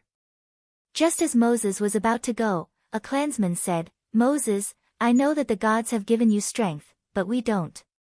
How can we cross the water? Do you want to leave us?" Moses stopped and said, "Everyone can cross. Since you said so, I will be the last to cross. Who will go first?" His servant Joshua lifted the corner of his robe and was ready to cross the bridge. The youngest child of the clansmen, David, suddenly came out and said, "My faith in going home has never wavered. I will go first." Then he ran over. His father, Jonah, just shouted, "David, be careful." The child had already disappeared into the thick mist. Only one person could cross at a time. This was the order of the gods. Everyone waited anxiously. After a while, David's voice came from the other side, "I have crossed, it will be fine. This bridge is amazing, it is like stepping on the clouds." The people breathed a sigh of relief when they heard David's words. One by one, they crossed the magical bridge. Moses was the last to reach the other side. Everyone looked back. The sun was shining through the gaps in the treetops. The mist had dissipated, and the river was clear again. The people smiled. They had crossed the river. Link unfolded the crystal shuttle and spread it on the surface of the river to guide the Dushians across. The crystal shuttle could still change in such a way, which showed that his method of controlling the artifact had become more refined than before. Amon's new understanding of the power of inseparability was fundamentally to forget the concept of the so-called body arts or magic arts. To control the crystal shuttle, one had to achieve at least the 7th level. But Link realized that if the crystal shuttle was turned into a mist bridge, in fact, the 4th level was enough. It was not that the power was more powerful, but the way of using it was different. Madanzo stood guard at the side, in case of any accidents during the crossing. Only when everyone had crossed the river did the two quietly put away the shuttle and leave. Madanzo smiled at Link, "That boy named David is really good." He did not panic at all when he stepped on the transmogrified shuttle for the first time at such a young age. Although he was full of questions, his steps were very steady. His aptitude is rare. Moses awakened the power of 2 sides for the people. Why did he miss out? Link replied, "I also paid attention to this boy. He is still too young, only 14 this year." According to the tradition of Duk, one can only learn the skills of mining at the age of 16. It is also a good foundation for practicing the power of 2 sides. This boy has not learned it yet, so Moses did not awaken his power. "From what you said, you seem to be very interested in this boy." Madanzo nodded, "I am very optimistic about him. It is indeed not suitable for him to learn the skills of mining at such a young age. Without a mature bloodline, it is difficult to withstand the impact of the power. Only a few talented people are exceptions. Since Ammonius has imparted his latest insights to you and me, I also want to try taking in a disciple to awaken David's power. He has not learned any magic or body arts, and has no prejudices in his heart. It is suitable for him to start from scratch." Link glanced at him and said, "You really like to be in the limelight." Ammonius wanted John to try the awakening ceremony, starting with Misfi. But you were the first to get the itch and chose this David. Madanzo said thoughtfully, "I have experienced all kinds of awakening ceremonies. The first was in the capital of Babylon, where I experienced the ceremony to awaken the bloodline of warriors. Later, in your tribe, Ammonius awakened the power of 2 sides for me. After saving Princess Sisera and returning to Babylon, Her Highness, in order to reward me, ordered people to hold a second awakening ceremony for me. There are so many complicated ceremonies, but Ammonius only came up with a name to include all of them. It is called the Awakening of Power." Link sighed, "Ammonius is really amazing, to be able to point out the origin. But the awakening of power is not easy to succeed. For those who do not have the aptitude, they can still use the original ceremonies to achieve limited achievements. Even if they know the secret of becoming a god, most people will not be able to become a god. It is just a matter of distance. But as long as one has worked hard in life, life is not a pity. Moses and the rest followed the wilderness of the Nile Valley, bypassing the main city of Bubas and entered the territory of Danis. Further ahead was the estuary of the Nile River. This river was divided into many thin streams that spread out in a fan shape, forming a delta that was flooded during the season. They walked along the wetlands of the triangle for a few more days, and when they were not far from the coastline, they turned east and continued walking. They did not encounter any more accidents along the way, and the tribesmen heaved a sigh of relief. The weather was relatively humid, and when they camped at night, Moses ordered the tribesmen to set up tents and be careful not to catch a cold. That night, when everyone was sleeping soundly, they suddenly heard a scream of horror, which was followed by a cacophony of screams. Everyone woke up and ran out of their tents in panic. It turned out that countless frogs had climbed ashore from the nearby streams and got into the tents, beds, utensils, and even people's clothes. How did these frogs appear? Even the few judges who were on guard at night did not notice. Everyone was awakened by the frogs and jumped out of their bedding in fear. Some people even took out a few frogs from their crotches and threw them out. The camp was a little quiet, and countless frogs began to croak. The croaking noise made people dizzy, and they could not even hear each other clearly. One or two frogs were not scary, but countless frogs appeared densely, jumping everywhere, and the croaking of the frogs echoed in the wilderness. This was a terrifying scene that made people's scalps tingle.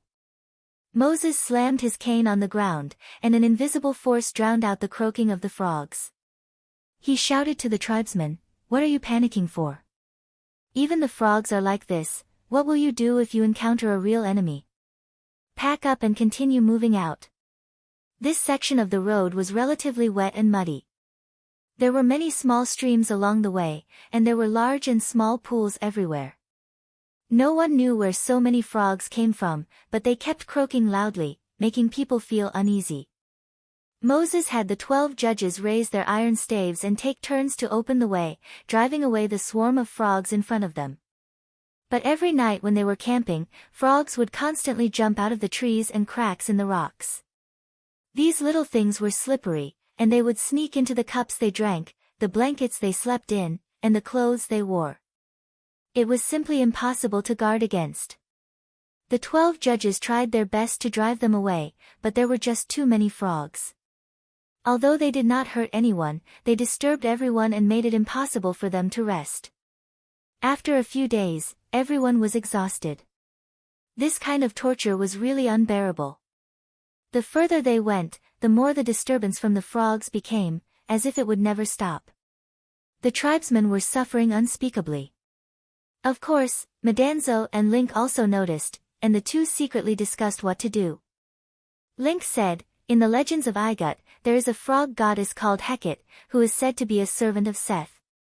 Could it be that she did it?" Chapter 172. 156 Frog Goddess Hecate. Link frowned. Her purpose is clear, that is to disturb Moses and the others. Frogs don't bite, but they can annoy people to death until they are exhausted and can't hold on any longer. Sooner or later, they will panic and stop moving forward. No one can withstand endless torture and wear down their courage and perseverance bit by bit. If they break down, Seth will have succeeded. Medanzo spat. What a ruthless method, driving so many frogs out to annoy me. I can't even find an opponent to fight. There are too many frogs, there's no end to them. Link said solemnly, if Frog Goddess Hecate doesn't show up, we don't have to show up either. This is a test for Moses and the others, and they must overcome this difficulty. As long as they cross the Nile River and reach a dry area, Hecate naturally won't be able to drive so many frogs. At the current speed, I'm afraid it will take a few more days. Medanzo said, this is a test of faith and will. It depends on how strong their will is and whether they can persist in this kind of environment. I found that David is really a good child, he eats and sleeps well. The calmer a person is, the less likely they are to be disturbed by this kind of torture. Link smiled. The frogs are helping you to test people. Are you going to guide that child in the next few days? Madanzo smiled. I've never eaten frogs since I was a child, but when I came to your tribe, I learned that frogs can also be eaten, and they are so delicious. Now I'm craving them again. Panic and unease gradually spread among the tribesmen, and the continuous torture caused them to fall into a trance. Some people said that this was a punishment from the gods of Igut, but where was their god, Allah? The 12 judges tried their best but could not completely drive away the ubiquitous frogs. It was a bit like the scene when Amon and Madanzo encountered scorpions in the desert. Many people could not walk anymore and said to Moses, "We are not complaining, most of us are strong, but we can't take it and can't rest. Is this the punishment from the gods of Igut? Why do they torture us like this? Take us away from the forest and those pools." Moses advised, "We can't leave the forest yet, or we'll be discovered by our pursuers." This is exactly what the evil god Igut wants to achieve. All of you are calling out to Allah, but have you ever thought about what you should do? Don't stop. Leave the delta wetlands as soon as possible. The longer you stay here, the more torture you'll suffer. Gather round me, all of you, and let me raise my staff to bless you, and wash away your weariness and restlessness. Moses and his people did not stop. Although they were exhausted, they still followed the path that God had pointed out. On this day, David was sleeping in the midst of the croaking of the frogs. Suddenly, he heard a voice in his mind, "David, child of Duk, the messenger of the gods is calling you. Please leave the tent quietly and go to the place where the frogs are the loudest. No one will find you." David was really brave. For the past few days, everyone had been panicking when they heard the croaking of the frogs, but he dared to enter the forest where the frogs were the loudest in the middle of the night. The judges on night watch were also tired and did not notice David sneaking out of the tent. David walked through the dense forest. The croaking of the frogs suddenly quieted down, as if they had retreated to a place far away. Then he saw a fire beside a stream, and a man sitting beside the fire. This person was wearing a cloak that covered his face. He was holding a thin and long golden weaving shuttle in his hand. A bunch of freshly washed and peeled frogs were skewered on the golden weaving shuttle. The frogs were being roasted on the fire with a sizzling sound. His other hand was sprinkling salt on them. The air was filled with the fragrance of humans. David was shocked and asked, "Who are you? Why are you roasting frogs? Can they be eaten?" Madanzo asked, "First tell me who you are and why you are here." David replied, "I am David Solomon, a warrior of the town of Duk. Under the guidance of our God, I have completed my vow to return to my hometown. The messenger of God Allah has summoned me." Madanzo stood up and said with a smile, "I am the messenger of God. These frogs have tortured you for so many days. Do you dare to eat them?" David knelt down and said, "As long as you eat them, I will eat them." Madanzo tore off a frog and ate it happily under the shadow of the cloak. Then he handed the golden weaving shuttle in his hand to David. "Child, are you hungry? The taste is very good." David reached out and took down a roasted frog. He gently bit off a piece and tasted it. Then he stuffed the whole string of frogs into his stomach and ate with relish. Madanzo looked at him with a smile. When he finished eating, he asked, "Is it delicious?" David nodded and said, "Delicious, very delicious." Madanzo asked again, "Are you still afraid of them?" David shook his head and said, "No, I have never been afraid." "Messenger of God, did you summon me here to treat me to such a delicious meal and tell me that I don't have to be afraid of frogs?" Madanzo smiled and said, "Yes, but I have something else to do. This is our little secret. Don't tell anyone else." From that day on, Madanzo awakened David's power, but he never revealed his face. He only said that he was the messenger of God Allah. David asked him what kind of power it was. Madanzo replied that it was the power of faith, which required people to practice with firm faith. David then asked Madanzo about the frogs. Madanzo explained, those are the messengers sent by the evil god Igut. They want to stop the Dushians and shake your faith. David pleaded, Messenger of God, could you please drive those frogs away? Madanzo shook his head and said, the frogs live in this wetland. You will encounter them when you pass by. This is a difficulty that you have to overcome. If the messenger of the evil god acts directly, the messenger of God will stop him. But you can't expect to get everything from God without paying anything. Including the power I taught you today, it is also given by God, but you can only practice on your own. The next day, when David returned to the camp, his father Jonah ran to him and hugged him, saying, Son, where have you been? Everyone is worried. If I don't see you soon, Lord Moses will send people to find you. David raised a branch in his hand, on which there was a string of cleaned frogs. He said, I'm going to find something to eat. Roast them on the fire and sprinkle some salt. They taste really good. The people around him said in horror, David, how can you eat such things? They are sent by the demons to torture us. Be careful or you will be poisoned. David smiled and said, I already ate them last night. They were delicious. What are you afraid of? Moses walked over and patted David's head, saying, You are very brave and did a good job. If no one wants to eat them, you can eat them yourself. After walking like this for another 5 days, the group finally left the edge of the wetland of the Nile River Triangle. In front of them were rolling dry hills with grass and shrubs, and the croaking of the frogs finally faded away. Link and Madanzo stood on a treetop and watched Moses and the others walk into the area where there were no frogs. Suddenly, they felt a powerful force behind them. Link whispered, Hecate has appeared, and she is in the jungle. Is she going to attack us directly? Madanzo pulled out the key of destiny from thin air, and with a wave of his hand, he put on the scorpion shell armor. He turned around and said with a cold face, My hands are also itching, I have been waiting impatiently for a long time. Link also turned around and quietly reminded, Be careful, this Hecate's stealth magic is better than ours, we have not been able to find his hiding place even after so many days. Madanzo sneered, Of course, there are frogs everywhere, he can completely hide his aura. I suspect that he is a mutant frog demon, just like Elmar, who is born with the ability to sneak around in the environment he grew up in. If Elmar hides in the swamp and hides his aura, it will be difficult for us to find him. But if he wants to attack us, the situation will be different. As he spoke, countless water droplets floated up from the leaves, the puddles, and the nearby streams into the air. The droplets were like transparent pearls that reflected a bright light under the sunlight.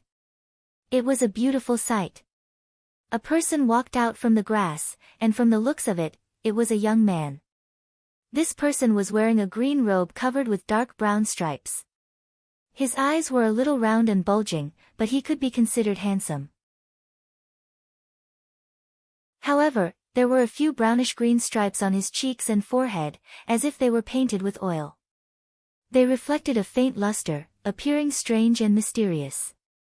As soon as this person appeared, the floating water droplets began to glow, and gradually elongated in the air, turning into transparent arrows. Countless water arrows were ready to be fired, all aimed at Madanzo and Link. Madanzo pointed at the person with the key of destiny and asked, Is this Hecate? The newcomer was slightly startled. So you know me. Since you know it's me, why don't you put down your weapons and salute me? Madanzo narrowed his eyes and said, Why? Lord Frog Angel, you have been the one causing trouble for the past few days, right? What makes you think that we will put down our weapons and salute you? To be honest, we don't know you, and we don't want to know you. We just thought of you when we saw those frogs. Hecate also narrowed her eyes. Her pupils were also greenish-brown, like vertical slits on her eyeballs.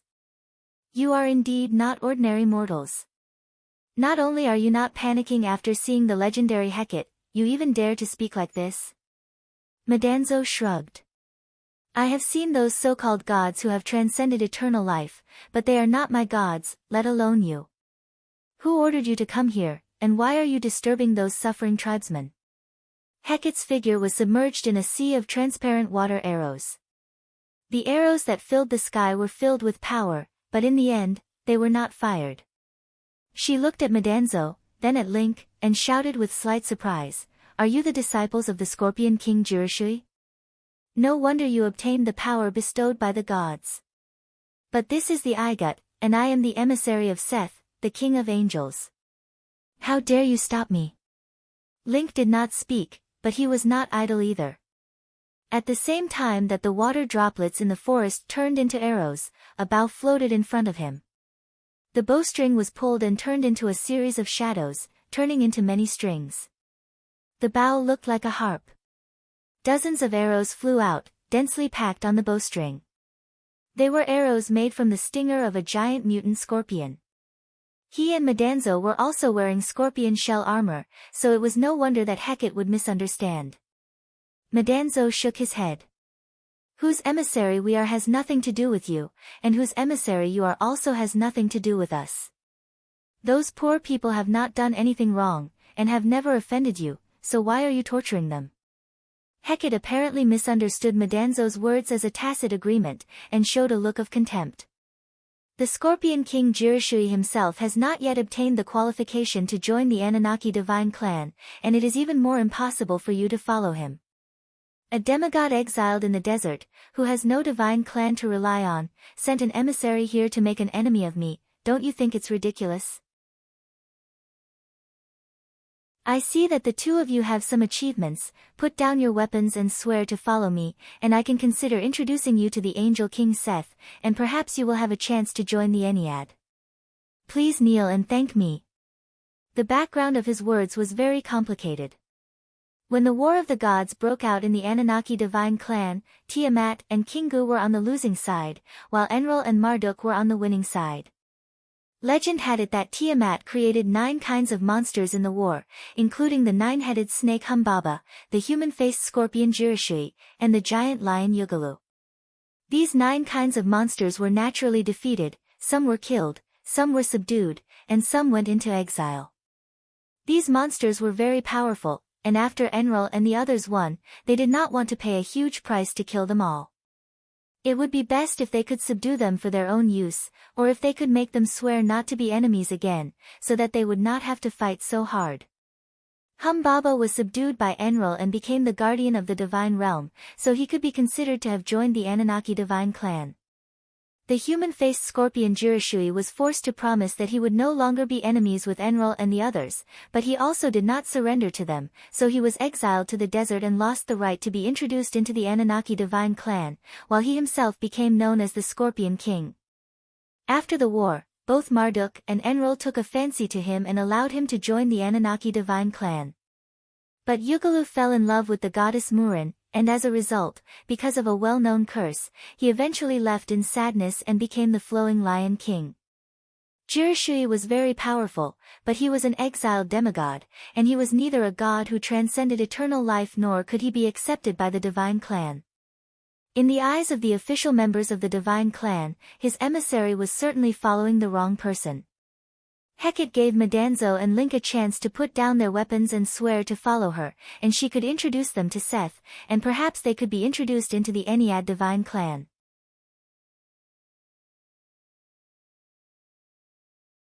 Chapter 173. 157. Being a fraud. Link finally spoke. "We are not your enemy, but you are our enemy. We have our own god, and he is unique. Please do not say such blasphemous words in front of me. If you want to make a move, then please do it." Hecate looked at the key of destiny in Madanzo's hand, and then at Link's strange divine bow. The power of the key of destiny was needless to say. It was once Enkidu's god-slaying sword, but now it had become a golden shuttle that no craftsman in the world could forge.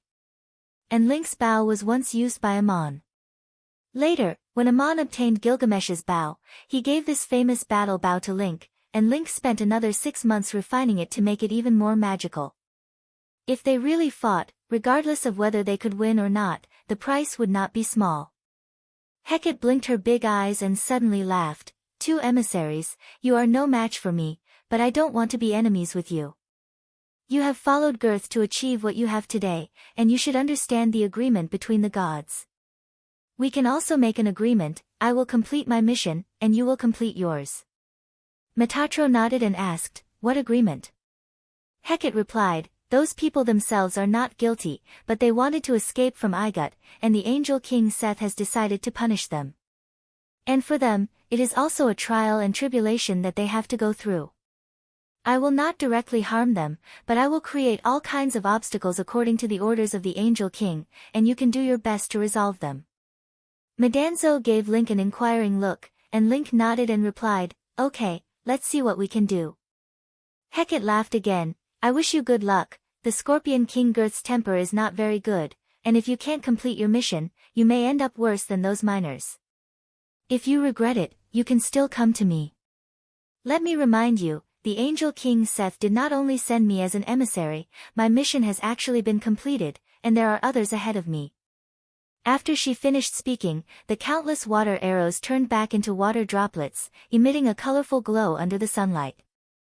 Countless interwoven rays of light covered Hecate's figure, and then the water droplets fell back down.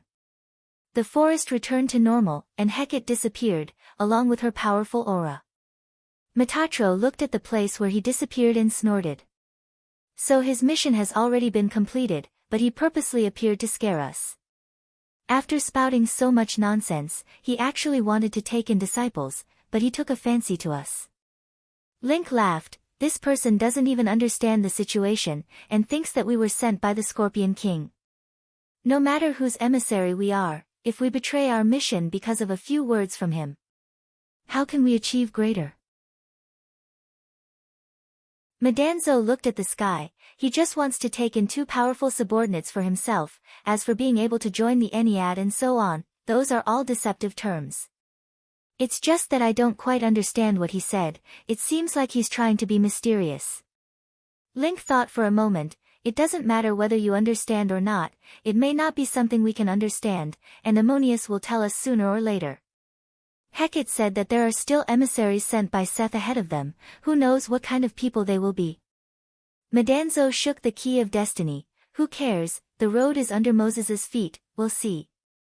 Moses and the others finally got rid of the frogs and entered the hilly area between the coastline and the main city of Danis. The terrain was undulating, and there were lush thorns and trees as tall as two people. The strong miners pulled out their machetes to open a path, and although they did not walk too fast, they could finally sleep in peace. They walked like this for another 5 or 6 days, and many people's clothes were torn by the thorns, so they simply mended them and continued on their way. The trees were not tall, and the mountains were not steep, but they were so densely packed that there was no end in sight. That night, David heard Medanzo's summons again, and quietly ran to a valley to meet him. Medanzo had awakened the child's power, and had been teaching him all kinds of magic. On this day, when David closed his eyes and listened to Medanzo's teachings through message magic, he was a little restless, not because his mind was not strong enough, but because his body was always feeling troubled. His test had arrived, and it was the purity of the body, and only by passing this test could he master the second level of achievement. During this process, the various hidden dangers and injuries in the body would act up, and of course, it would be very uncomfortable, but one had to persevere in their training in order to get through it. Medanzo was very pleased, David Solomon's aptitude was very good, he was very smart, and he mastered his power very quickly. Medanzo did not notice anything unusual at first, and only comforted the child to overcome all kinds of discomfort, but he suddenly felt that something was wrong today, because David could not help but scratch his body with his hands. He said, "Child, untie your clothes, let me take a closer look." David untied his clothes, and Medanzo was slightly surprised, "What's with these little red spots?"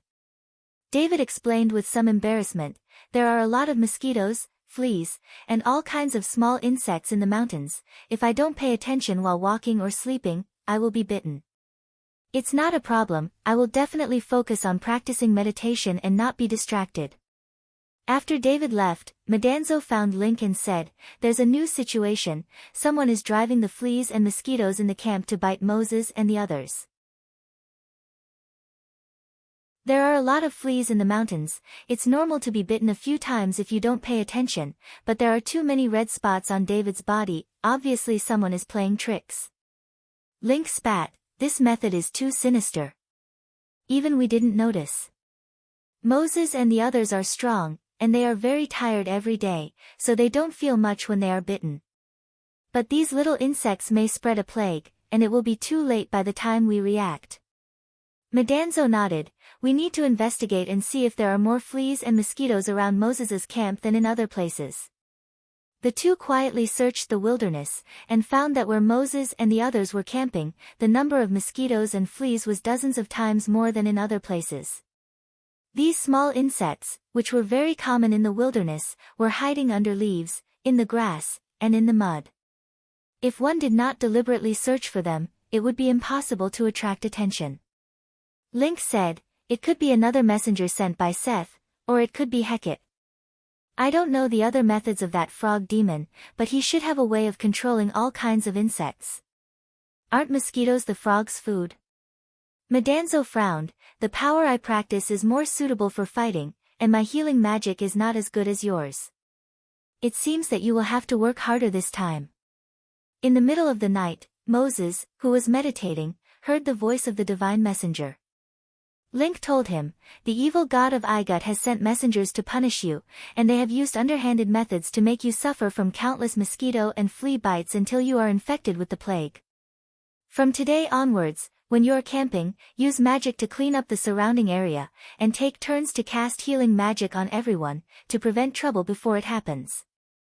Moses replied, thank you for the reminder, divine messenger. I have also felt that there have been a lot of small insects these days, and although I am not afraid, many of my people have been bitten to no end. But if I cast healing magic, my magic power may be limited, and I am afraid I cannot completely stop the plague. Link said, this is just the beginning, I want you to be prepared for anything. The disciples of God Allah have never been stingy with their magic power, and are even used to it. Go ahead and cast it, just be careful not to exhaust your power, I will help you in secret. There is also a kind of grass in the mountains, I will tell you what it looks like. Send your people to gather it, and order the 12 judges to dry it with fire magic.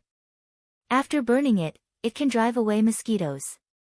Every day when you are camping, let the people on night duty put the hay in a circle and smoke it around the camp. Link was the tribe leader of the savages, and since he was a child, he knew that there were a few kinds of grass in the mountains that could smoke away mosquitoes when dried. He happened to find one here, and ordered Moses to send his people to collect it.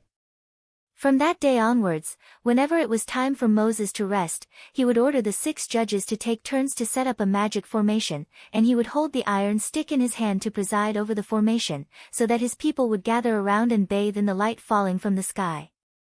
Every time Moses cast a spell, there would always be a mist floating over, making the light of the staff softer and denser. That was Link's help in secret. The messenger of the gods guided the people of Duk to get rid of the inconspicuous fleas and mosquitoes, but even a wise man would still make a mistake. When Madanzo and the others realized that something was wrong, it was a little too late. Although Moses and the others did not fall ill, the cows, horses, and donkeys they carried fell ill one after another and died one by one. Without animals to carry supplies, the people had to carry everything on their backs. Fortunately, a small part of the food they had carried along the way had been consumed, and they could barely carry all of it.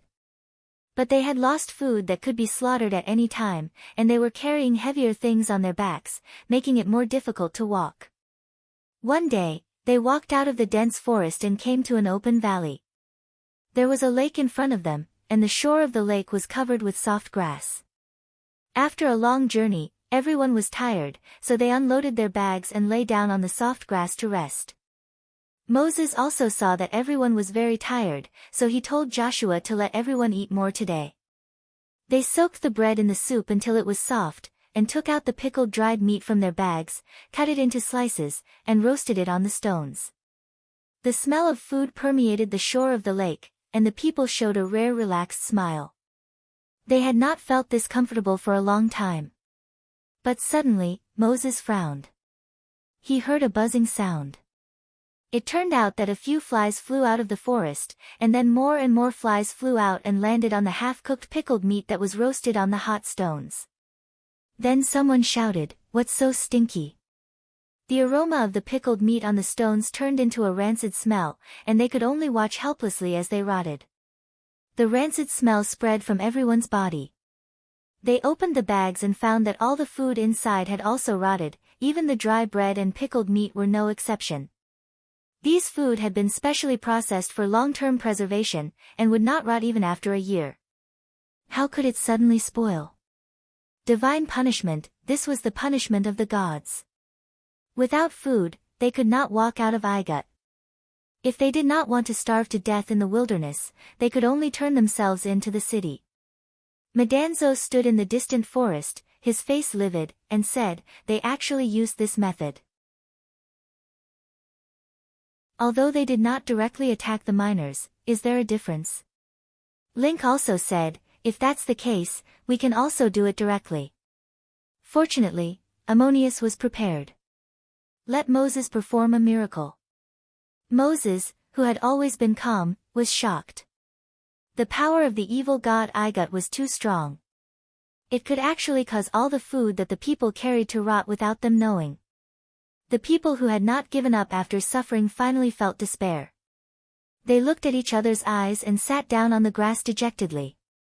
Moses was about to stand up when he heard Link's voice, "Since the evil god's emissary has done this, you should use the means that the gods have prepared. Give them true confidence and show our miracle." Moses raised his staff and shouted, "My people, do not be depressed. The evil god that took away our food is just like the rotten food, emitting a rancid smell. The true gods are protecting us, and will show their miracle. All the people who are devout believers in Allah, please gather around me and accept the food that the gods have bestowed." The people gathered. Moses stretched out his hand and took out a piece of pine bread and a piece of bread, and said to the people, "This is the food that the gods have bestowed upon us. It is unprecedentedly delicious." Someone cried out in disappointment, "That's all? It's not even enough for one person." Moses smiled and said, "The gods will not let us down. Everyone, go make the fire and cook the soup.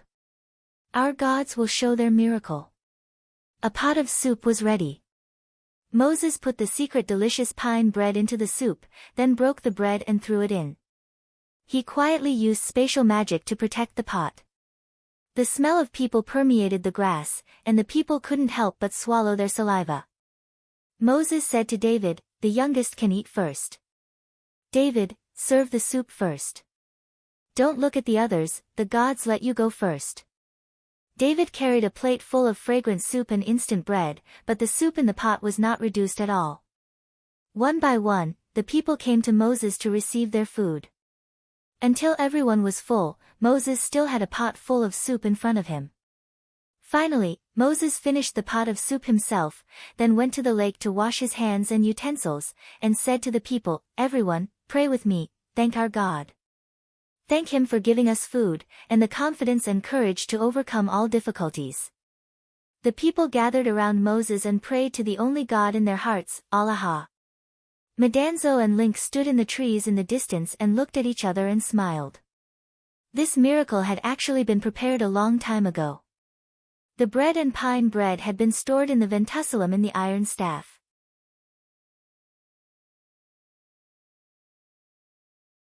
Chapter 174. 158. I am a cat. When Moses and others embarked on a journey of suffering, what was Ammon, their god, doing? Ammon sent messengers to guide them on the way back to their hometown. After years of hard work and preparation, when the day really came, Ammon himself had no time to care. A cat, the cat upstream from the temple of Isis Square hundreds of years ago, was Ammon at the moment. It was not that Ammon went back to hundreds of years ago, nor did he become a cat. This was a very special state of meditation. Perhaps it was not appropriate to call it meditation. After experiencing the test of losing power and growing up again, if there was anything different, it was that the current Ammon was the self that he had been pursuing since he was born. Only by confirming this state could he reach a state where nothing existed, where his body and the world turned into nothingness. Schrödinger squatted in front of Amon and unreservedly opened her spiritual world to Amon. Amon was experiencing Schrödinger's past. He was not simply seeing or hearing, but feeling everything as Schrödinger himself. During this process, he had to be absolutely calm and forget himself. There could not be a trace of disturbance in his mind. Otherwise, everything he experienced would become unreal. This was why Schrödinger waited until today. In this state, she was also unreservedly opening up all her secrets. Therefore, Schrödinger had to find someone she could absolutely trust. The people of Igut liked cats. This was a very old tradition. Cats came to Igut and solved the rat infestation in many places.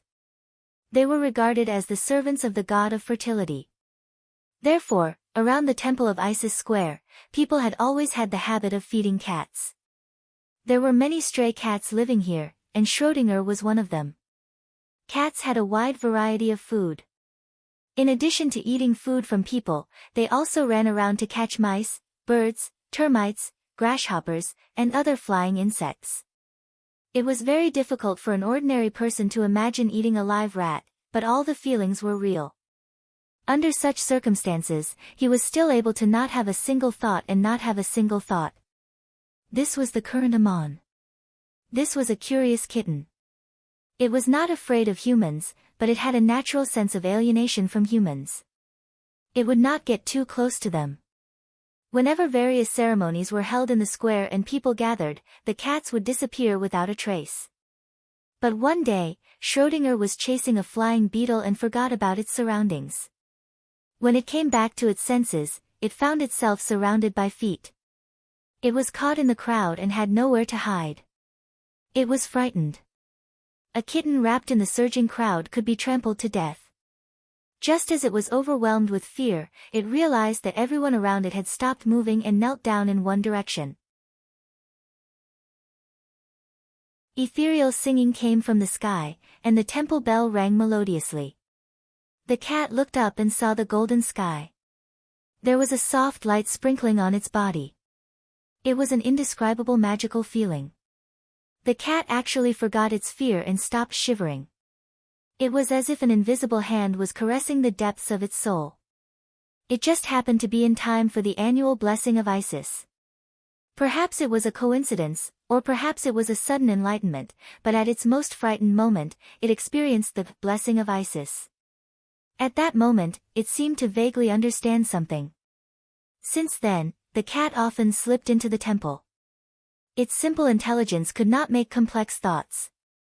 It was only searching for the familiar feeling in its memory, in the singing of the priests, under the gaze of the statue. The cat's intuition was much sharper than that of humans. It remembered the singing and participated in many temple ceremonies. The priests thought that the kitten was very interesting. Instead of playing in the square, it was willing to come to the temple to watch the various ceremonies of the priests. It was like a small priest. After getting familiar with it, no one cared about it. People even gave it a name, Batet. Batet did not know how many awakening ceremonies it had experienced, including many second awakening ceremonies held by supreme mages for supreme warriors, as well as various blessings. Of course, it was not the protagonist of the ceremony, but a kitten standing at the feet of people watching the fun. The priests in the temple already knew the habits of the cat, so they did not banish it. Instead, they thought it was very interesting. A cat's lifespan was usually only a decade or so, but this kitten had lived for nearly 100 years. It did not know that it had such a long life, and all its actions were purely instinctive. The long years gradually gave it clear memories, which opened up the ability to think, and thinking made it spontaneously learn and understand. It did not know when it started, but when it lay on the bookshelf and watched the priests teach hieroglyphs, it suddenly realized that it had actually listened to them countless times, and understood the hieroglyphs word by word. These were not memories of Schrödinger, but traces imprinted in its soul. Amon unfolded his soul to open these imprints, and just like Schrödinger, he experienced all this for many years. When Schrödinger suddenly realized that he understood hieroglyphs, exactly one night had passed in the real world. This was a concept that was difficult for people to understand, as if it was a paradox of time. Amon had only sat for one night, but he had experienced many years. Time did not slow down, nor did it speed up, but the imprints in Schrödinger's soul had unfolded so much. If he did not have the achievements he had today, not only would it be difficult for him to accept it, but his consciousness might also be shattered into pieces. When the sky was just beginning to brighten, Amon opened his eyes. After experiencing this night, he felt that his soul had become both powerful and weak at the same time. Being powerful referred to being able to contain more in a single thought. Just like reading a book, a single glance could imprint the entire volume into one's mind, even clearer than an ordinary person studying it carefully. Being weak referred to having consumed too much energy, and having reached his limit. If he did not stop, Amon would very likely be completely lost in Schrödinger's imprints, and enter a deep state of coma. Amon exhaled deeply, and asked with a weary voice, "This is where you came from? You made me experience all this in order to undo the seal that imprisoned me?" Schrödinger shook his head, "No, this is only the beginning. I need you to clearly understand everything I've experienced, only then will you be able to find the seal that imprisoned me." Amon was a little surprised. "What seal? You don't even know. Then how do I undo it?" Schrödinger sighed, "It's in my imprints. When I unfolded my soul to you, my consciousness was stagnant, and I don't know exactly what you've experienced. Only in this way can you perceive it more clearly than I do." "What did you understand just now?" Amon smiled. "The me just now was you back then. After opening my eyes, I thought of a person. Well, it can't be said to be a person, it should be said to be an ironback." Amon thought of Elmar, because Elmar had learned hieroglyphs not long ago. How could an ironback know how to write?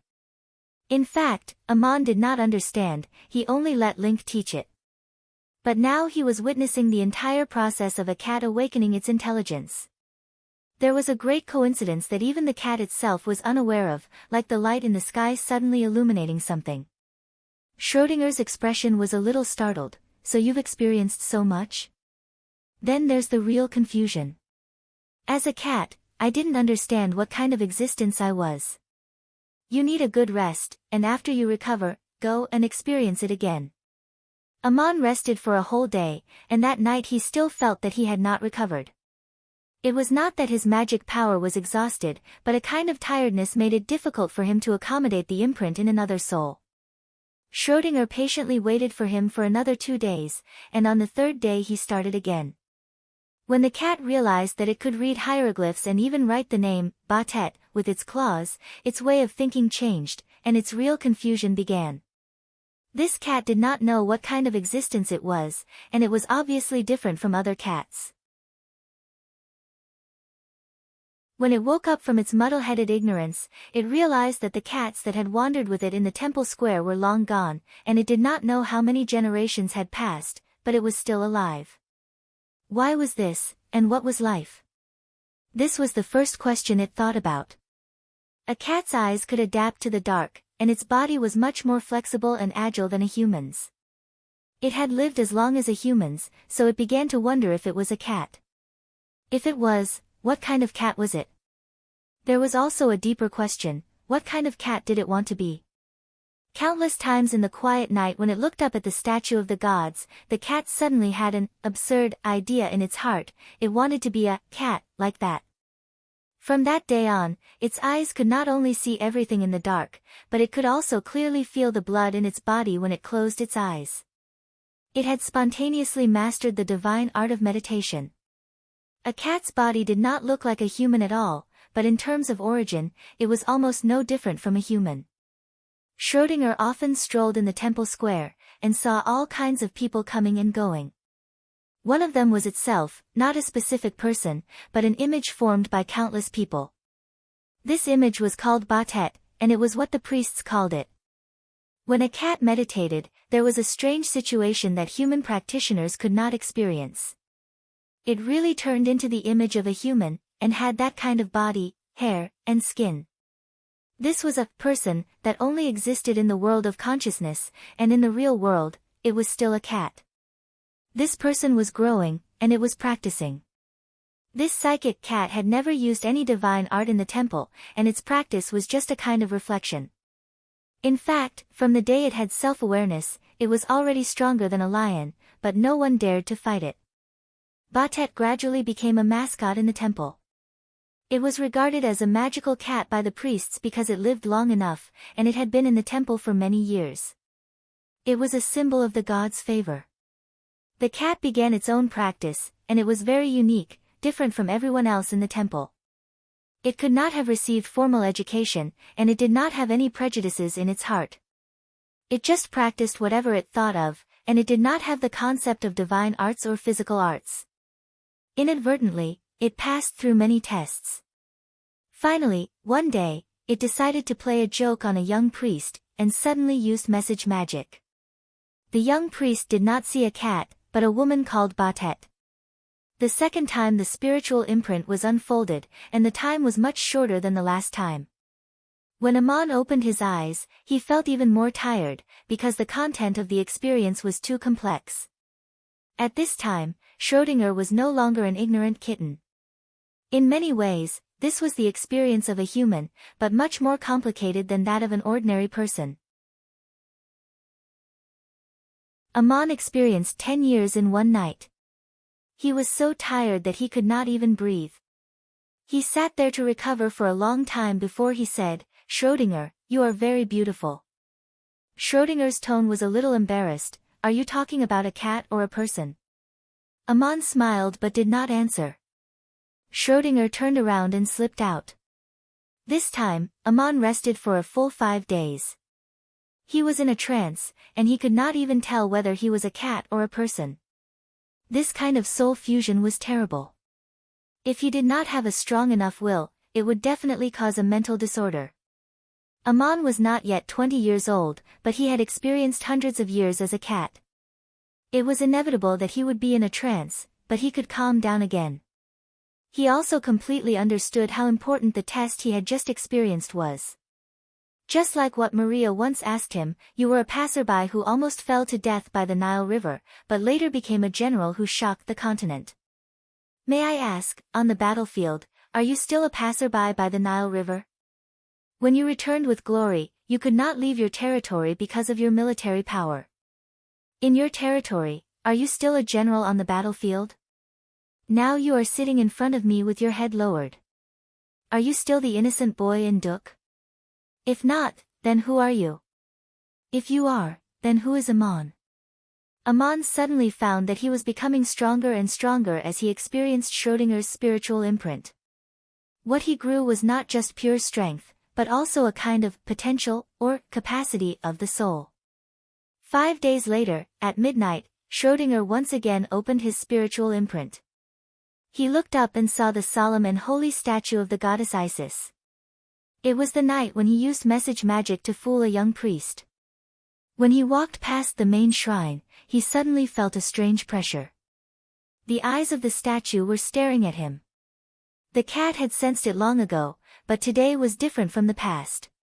For some reason, the cat turned around and crouched down towards the statue, burying his furry head between his front paws as if he was praying. Then he heard a voice, "Batet, don't be afraid. I am Isis." Of course, the cat knew who Isis was. He had lived in the shrine for hundreds of years, and today he heard the voice of Isis in his mind.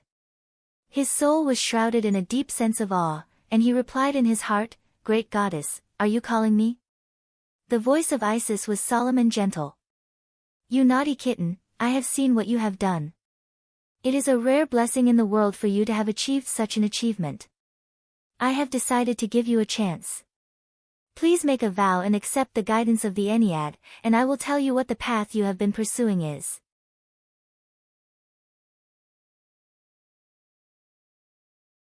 Chapter 175. 159 Endless Growth. Bastet did not have the slightest thought of refusing in front of Isis, and did not even have any doubt or hesitation. It made an oath and became a servant of the Ennead. The content of the oath was very complicated and difficult to express in words, and its meaning could only be clearly understood through the spiritual imprint. Batet would be introduced into a group of gods, or more precisely, a belief system, because it was not yet a god. There was an agreement among the gods that they would teach the method of becoming a god to those who had hopes of becoming a god, including creatures like Batet. However, this had to be approved by the divine system, and only gods who had truly transcended eternal life had the right to do so. People, like Batet who had mastered secrets, were not allowed to reveal them to the outside world without permission, and this was one of the oaths. Joining a divine clan meant that one must be loyal to the clan and could not betray it, because its power came from this. This kind of oath was not an empty oath made by mortals, but was left in the spiritual imprint, and there was no way to go back on it. There may also be conflicts or even wars between the gods of the same divine clan, which seemed to contradict the oath of joining the divine clan, but that was another situation, and Batet could not understand it at that time. There was an agreement between the gods, and there was also an agreement between the god systems. For example, there was such an agreement between the Ennead and the Anunnaki divine clan that when the people of the mortal world had a conflict in the name of the gods could not directly intervene, and could only change it through various tests or in the form of agreements with mortals. This agreement seemed to limit what the gods could do, but it was also a way for everyone to coexist, and for a reason that people did not understand, the gods seemed to be willing to do so. Of course, the members of the divine clan could not all be true gods who had transcended eternal life, and the gods would send messengers to do many things, such as servants like Batet. Isis did not choose Batet for no reason, because this cat already had the foundation of cultivation. According to the myths and legends, this cat was already a mutated cat demon, and was about to transform into a human form. Naturally, it was an excellent assistant, and introducing it into the divine clan could also strengthen the power of the divine clan. This foundation wasn't given to it by Isis. It had been cultivated naturally, and Isis had guided it to the right path. In this experience, Amon also learned the secret of becoming a god. This was the answer that Crazy, Ole and Bear had yearned for but could not get. As a cat, Batet did not pray to the gods, but was naturally led into the Ennead by Isis. However, this answer was no longer important to Amon. It was the origin power that he had comprehended. Back then, Crazy Ole discovered that the advancement of a warrior required various tests, and this was the most important breakthrough for him to solve the riddle. In fact, the secret that Isis had taught him was not about power itself, but the transcendence obtained through numerous trials. There were many people in the world who practiced body arts or divine arts. They may have achieved success, but the various trials they had experienced were unclear, and they may never reach the true realm of transcendence. Even if some people had achieved extremely high achievements, it was difficult for them to clearly summarize and experience it. After all, the path that everyone took was very different, and the common pattern was not so easy to find. People would inevitably pay the most attention to magical power, but often neglect the mystery of obtaining power. This was something that Amon had a deep understanding of, but after experiencing the past in Schrödinger's soul imprint, it was completely clear, because he had verified the cultivation of Batet in the past. Batet had made a vow that without the permission of the Ennead, she could not reveal the secret of becoming a god to others. This was the power that only the Lord God had. Isis's guidance of Batet, of course, was also nominally approved by the Lord God Horus, and it was impossible for Horus to disagree with Isis's decision. All those who received guidance must swear allegiance to this divine clan, and if there was an exception, Amon might be the only one. Amon learned all of Schrödinger's secrets from her soul imprint. It was difficult to say whether Schrödinger had violated the vow made by Batet in the past, but she did not reveal the secret of becoming a god to anyone. The answer that Crazy, Ole and Bear were desperately seeking was in the heart of the cat beside them. Amon had gone through such a difficult path, and Schrödinger had accompanied him all the time, giving him a lot of help and guidance, but not directly telling him what the secret was. It was not until Amon had cultivated the power of two sides to the 8th level and comprehended the origin of the power of the gods that Schrödinger opened the soul imprint to him. Amon already knew the real answer, and he did not receive guidance from any divine clan. One thing was very interesting. According to the agreement between the gods of the continent, Amon himself had actually played the role of a Lord God, because he had passed this power to his disciples John, Medanzo, and Link, and these disciples regarded him as the one and only God. Although Amon was not a real god who transcended eternal life, it was also the prototype of a new divine clan. Schrödinger did this because she had no other choice. If she could not unlock the seal of imprisonment, she would never be free. Why did the Batet of the past fall into the Schrödinger of today? There was no answer from this experience. Amon unfolded Schrödinger's soul imprint for the third time. The time in meditation was very short, and it was the process of Batet receiving guidance from Isis. When he opened his eyes and looked into the cat's eyes in the glimmer of dawn, what he felt was not the exhaustion of the soul, but the confusion and the sudden realization after being freed from the confusion. Schrödinger asked, Amon, what have you experienced tonight? Amon replied, you accepted the guidance of the goddess Isis, joined the Ennead and made a vow. Schrödinger sighed, this is the beginning of everything, and it may also be the source of my imprisonment today. Amon narrowed his eyes and said, are you trying to say that the vow back then is your imprisonment today? Schrödinger sighed again, maybe it's not the vow itself, but my desire to get rid of this vow. Is it a violation of the vow back then when I unfolded my soul imprint to you? Amon shook his head and said, maybe it is, maybe it is not, I can't answer yet, I need to continue to witness. I used to think that you knew so many things but always refused to tell me, but today I understand that it is really not easy to listen to this long story. While Moses and the others embarked on a difficult journey, Amon was also moving forward in another experience. This road was a river of time. After receiving guidance from Isis, Batet realized how lucky she was. She was already very powerful, but she had not found a clear path, and it was Isis who let her confirm from the beginning to avoid going astray.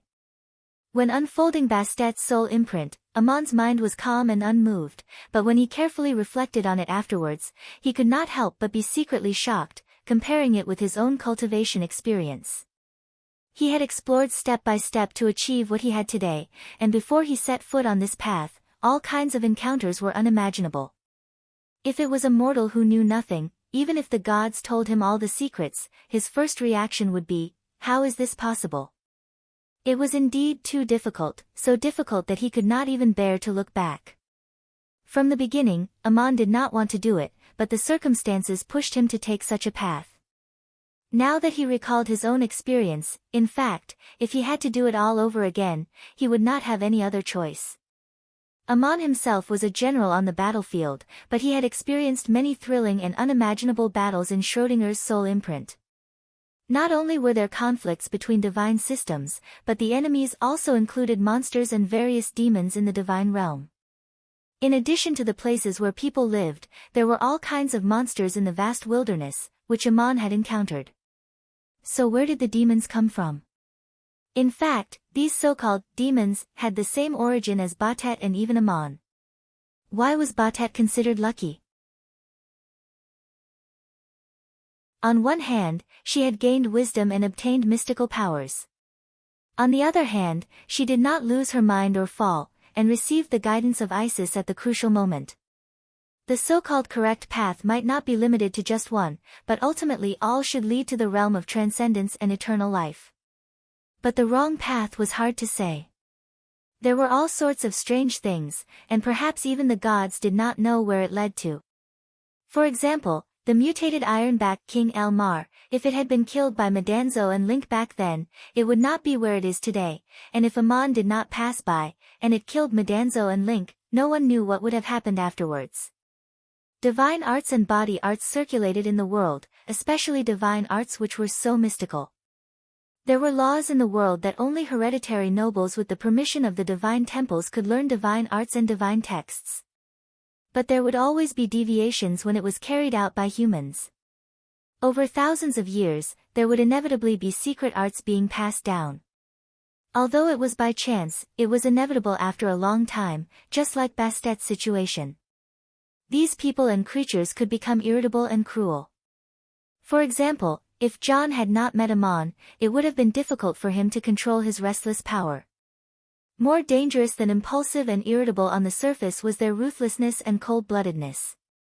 Some people would even use all kinds of evil methods to cultivate their power, and if it was not stopped, it would become a disaster. As a servant of the gods, Batet was often sent to fight against these demons. Sometimes the powerful demons in the wilderness would be directly beheaded by her, and sometimes she would secretly help the warriors of the human world. Batet made outstanding contributions to the messengers sent by the Ennead, and she advanced bravely all the way until one day she lost her power and was recalled to the temple of Isis. Ammon had experienced this kind of test before, and at this time he saw the importance of the divine system. She needed guidance and protection. When she finally passed the test, Osiris appeared. Osiris directly walked out of his own statue, like a shadow in the night suddenly becoming alive. Batet hurriedly transformed into a human figure and prostrated herself, saying, "Great Osiris, you have appeared before me, do you have any instructions?" Osiris's voice seemed to come from the abyss. "Batet, I have seen your performance, you are the most outstanding of all the divine emissaries, I will give you the latest guidance." From that day on, Batet became an emissary of the underworld and carried out more dangerous tasks. And as a reward, Osiris taught her a strange magic that could restrain living souls. The so-called living soul could barely be described as the soul of a living creature. When a life is destroyed, everything is over, but what one has done in a lifetime will still leave a mark, whether the person is willing or not, the influence of these marks will still exist. For example, when a person dies, people in the world will still think of him, and the places he passed and the things he used will still leave traces of him, and this information will become another kind of consciousness. Sometimes people will say that they see ghosts, but it is just the opposite of these marks. But if this information can be condensed into a kind of consciousness, that is, a living soul. Ammon saw the souls of his father and Mayor Dusty in the underworld of Anunnaki, and the situation was similar. Ammon once suspected that the queen of the underworld, Kella, performed a kind of magic that people did not understand, and now he himself had learned this magic from the experience of Schrödinger, and it was recorded in the Book of the Dead, which Osiris taught to Batet, and it was called the Magic of the Dead. It could not only receive the souls of the dead, but it could also restrain the souls of the beheaded. The dead would disperse, just as the traces left by people would gradually disappear sooner or later, but those souls with strong wishes or deep resentment could be received or restrained and led into the underworld of the Ennead. Bastet's main task was to behead those powerful demons, restrain their souls, and let Osiris collect them in the Book of the Dead. Ammon unfolded Schrödinger's spiritual imprint. After this experience, it was already 2 months after Moses's departure, and he now had the same achievement of the 8th level of the power of origin as Batet, and when he looked back on this experience, he naturally also mastered the magic of the dead. From this, he also understood one thing, and that was that such spiritual imprints were probably the so-called true language in the poem. But so far, he still did not understand how Kella built the underworld, and for what purpose. If he continued, Bastet's realm back then would have surpassed the current Ammon. Schrödinger specifically reminded him, "Ammon, you are not a complete experience, but a non-existent bystander. You have not yet reached the realm, and you cannot really break through in the experience. But doing this is also good for you, and it will help you when you break through the same realm in the future. Understand first, then verify." Ammon soon realized why Schrödinger said this, because Batet had experienced the test of breaking through to the 9th level. She had been practicing in seclusion under the protection of Osiris, meditating for a whole half a year, and her soul seemed to have entered an endless river. This was the most difficult experience Ammon had ever had since he unfolded Schrödinger's spiritual imprint. It was different from the past, because he could not stop at any time, and had to complete this test in order to get out of the meditation.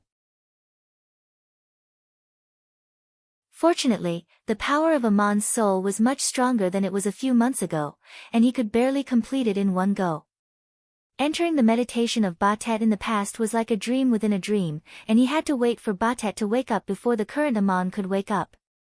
This experience could be described in 4 words, endless.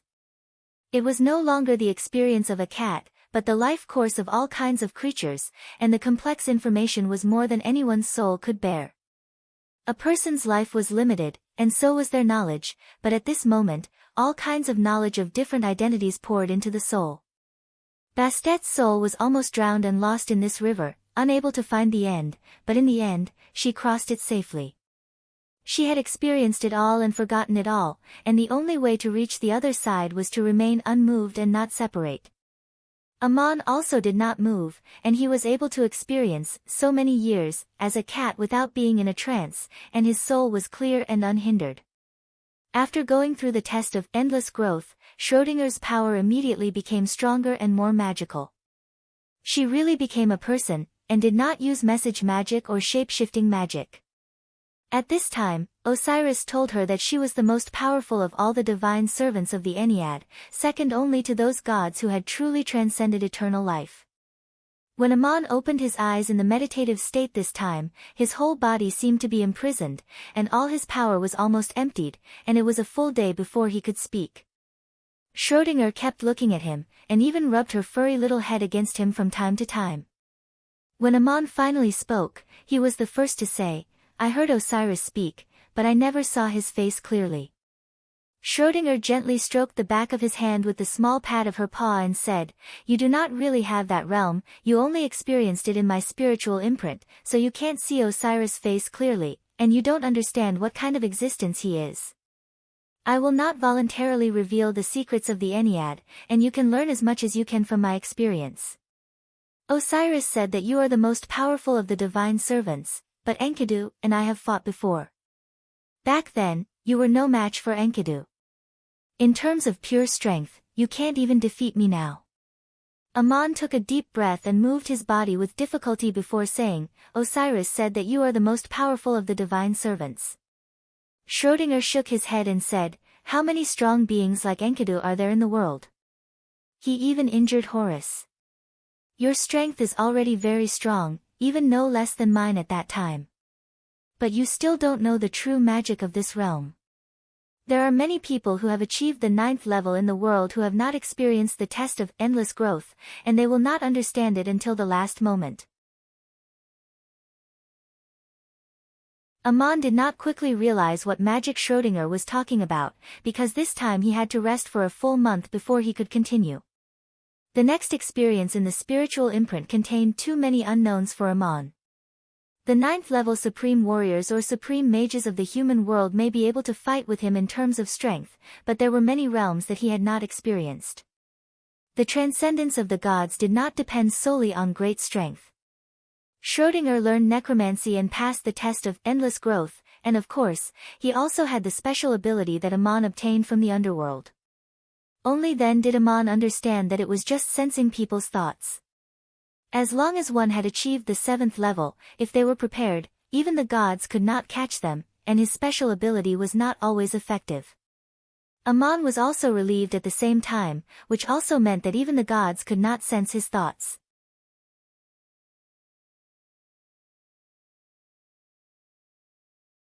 Chapter 176.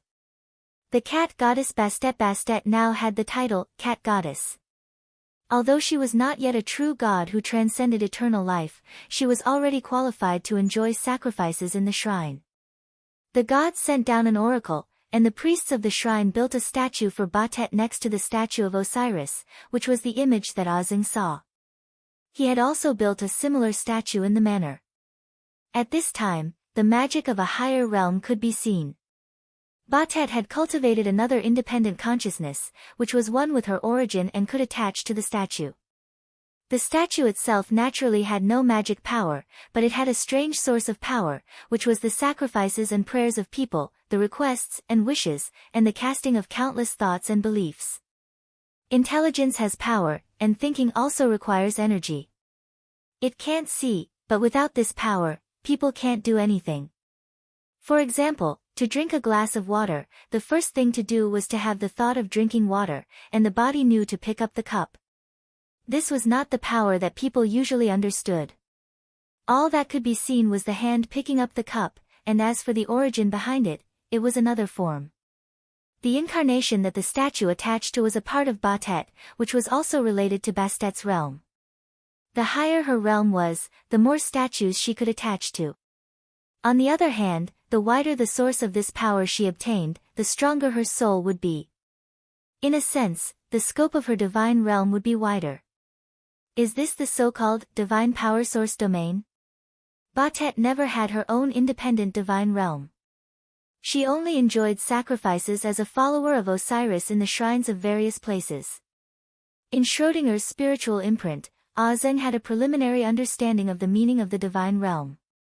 He had once sensed the thoughts of countless people in the underworld of the Anunnaki divine clan. At that time, Zeng could only keep his consciousness clear and undisturbed. Now he could finally confirm that those were the prayers of countless people in the divine realm to the queen of the underworld, including the thoughts of the souls in the underworld. The underworld of the Anunnaki divine clan was an independent divine realm belonging to Kela. There, she could have the power of those souls. No wonder Zeng released the souls of the Dushans, which made the queen of Kela furious. Judging from the undead magic that Zeng had mastered, the queen of Kela had used this magic to restrain the souls and build the underworld. What was so magical about this power? It could repair the soul. Can the soul be hurt? Ordinary people might not understand, but at A's level, it was very clear.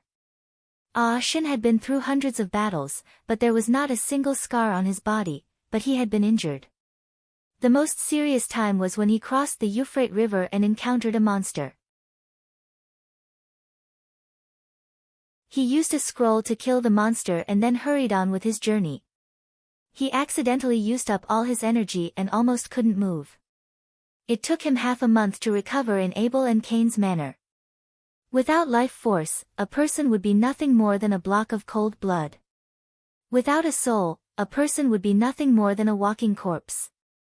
All injuries hurt one's life force and soul. Some could be seen, while some could only be felt. The simplest example was that when a person was extremely fatigued and his consciousness was hazy, he would not be able to exert his strength no matter how strong his body was. As a follower of the god of the underworld, Batet slew powerful demons and bound their souls. His own soul would also be injured in battle, but the incarnations attached to the statues of the gods could continuously absorb power to repair his soul. When she reached the 9th level and passed the true test, she would truly have the miracle of endless life. As long as she was not destroyed, her life seemed to be endless. When I experienced this part of the past in Bastet's spiritual imprint, he opened his eyes again and let out a long sigh. He felt much more relaxed at this moment than when he had left the state of meditation the last time. Schrödinger was still looking at him in the morning light. Reached out his hand and touched the cat's shoulder.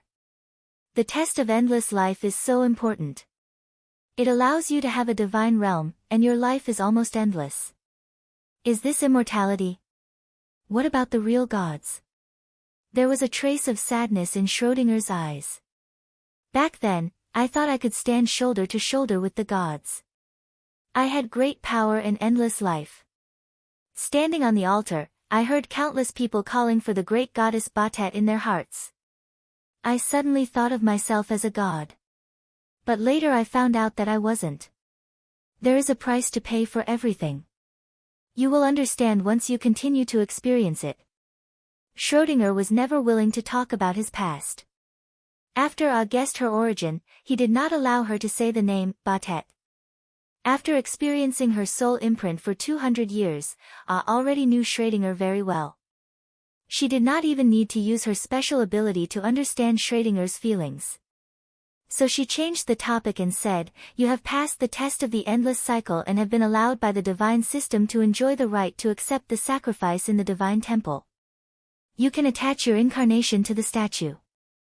But from the divine arts you have learned, you don't actually need to reach this level to do something similar." Schrödinger nodded. "Your understanding is truly astonishing.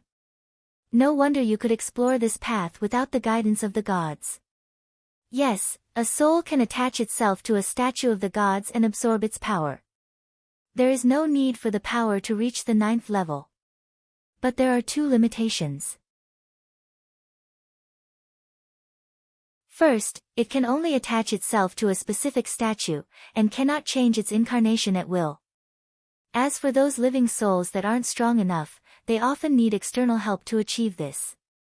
Asked again, have you encountered such a situation before? Schrödinger replied, of course I have. I have restrained some demons that attach themselves to the statues of the gods in remote temples. Compared to the living demons, the powerful souls that occasionally condense after a demon's death prefer to do it this way. Smiled bitterly. Back then, you have also killed mages like me. Schrödinger also smiled bitterly. Not mages like you, but supreme mages who are enemies of the shrines. Ordinary mages do not need the emissaries of the gods to act, and as long as the supreme mages do not become enemies of the shrines will not be willing to provoke them. The gods often send emissaries when they hear the prayers and summons of the shrines. There are two kinds of mages that I have killed. One is those who have gone astray and become a scourge to the people of the gods. The other is those who have openly become enemies of the gods and committed unforgivable crimes. Thought for a moment and said, the latter situation, like Bear? Schrödinger lowered his head and said, yes, if I was still the so-called goddess, I might have been sent to assist the pursuers of the shrines. But I was taken away by Bear. The Empire of Igut paid a heavy price to hunt down Bear. He died together with 3 supreme mages and 4 supreme warriors. If I were to accept such a task, it would usually be to guide those people on how to catch up with Bear and resist his power at the critical moment. In terms of pure combat power, the cat goddess Batet surpassed many powerful opponents that I had seen, but she was still not as good as Enkidu. If Batet and Enkidu fought one-on-one, it would be difficult for her to win, but she should be able to escape. If she was alone and encountered Enkidu and Gilgamesh, and Enkidu fought head-on while Gilgamesh used a soul-binding method to lock onto her, Batet could also be beheaded. This was how Humbaba died. When the gods of the divine clans dealt with powerful demons on earth, they usually sent down an oracle to let the shrines send masters to destroy them, and sometimes they would send emissaries to secretly assist. The shrines would also take the initiative to kill the so-called demons. Sometimes the opponent was too strong, they would pray to the gods, and when the gods heard the news, they would also send emissaries if necessary. Batet was once the most powerful of all the emissaries of the Ennead. Schrödinger didn't seem to want to talk about this topic anymore. He stood up and said to you will soon learn what the judgment of fate and judgment of the end is in my spiritual imprint. My experience is a confirmation and help to your training, but it's not clear whether it's good or bad. The weather is good today, would you like to take a walk with me by the Nile River? Also stood up and said, it's been a few months, it's rare that you're in the mood to relax. Let's go for a walk by the Nile River and catch some fish for you. Schrödinger tilted his head and looked at it's not that I'm in the mood, it's that you've experienced so much in my spiritual imprint, and you're still in the mood to catch fish for me. That's what's really rare. The Supreme General of the Empire had been living in seclusion for several months, and the farmers in the territory finally saw coming out for a walk. He walked with his hands behind his back, walking out of the village built by Moses and the other slaves, passing through grassy slopes, fields, and river stalls. He didn't bring any servants with him, only a strolling cat. The wind was gentle and the sun was bright. The clouds on the horizon were like a flock of white lambs, and the Nile River flowed endlessly. Stood on a small boat with Schrödinger squatting at the bow. Without oars or sails, the boat gently floated out. It didn't drift with the current, but headed straight for the heart of the river. A group of huge crocodiles on the steep slope by the shore were startled. They swam into the river, showing their scaly backs beside the boat, and then disappeared into the deep water. Stopped the boat in the middle of the river, feeling the water flowing under his feet. With a wave of his hand, a few fish appeared out of thin air. Flames rose in the air, and all kinds of magic were used to clean the scales and internal organs of the fish. The seasoning was also sprinkled out of thin air, and in the blink of an eye, the fish were roasted fragrant. Then, he took out a golden plate and placed the fish in front of Schrödinger.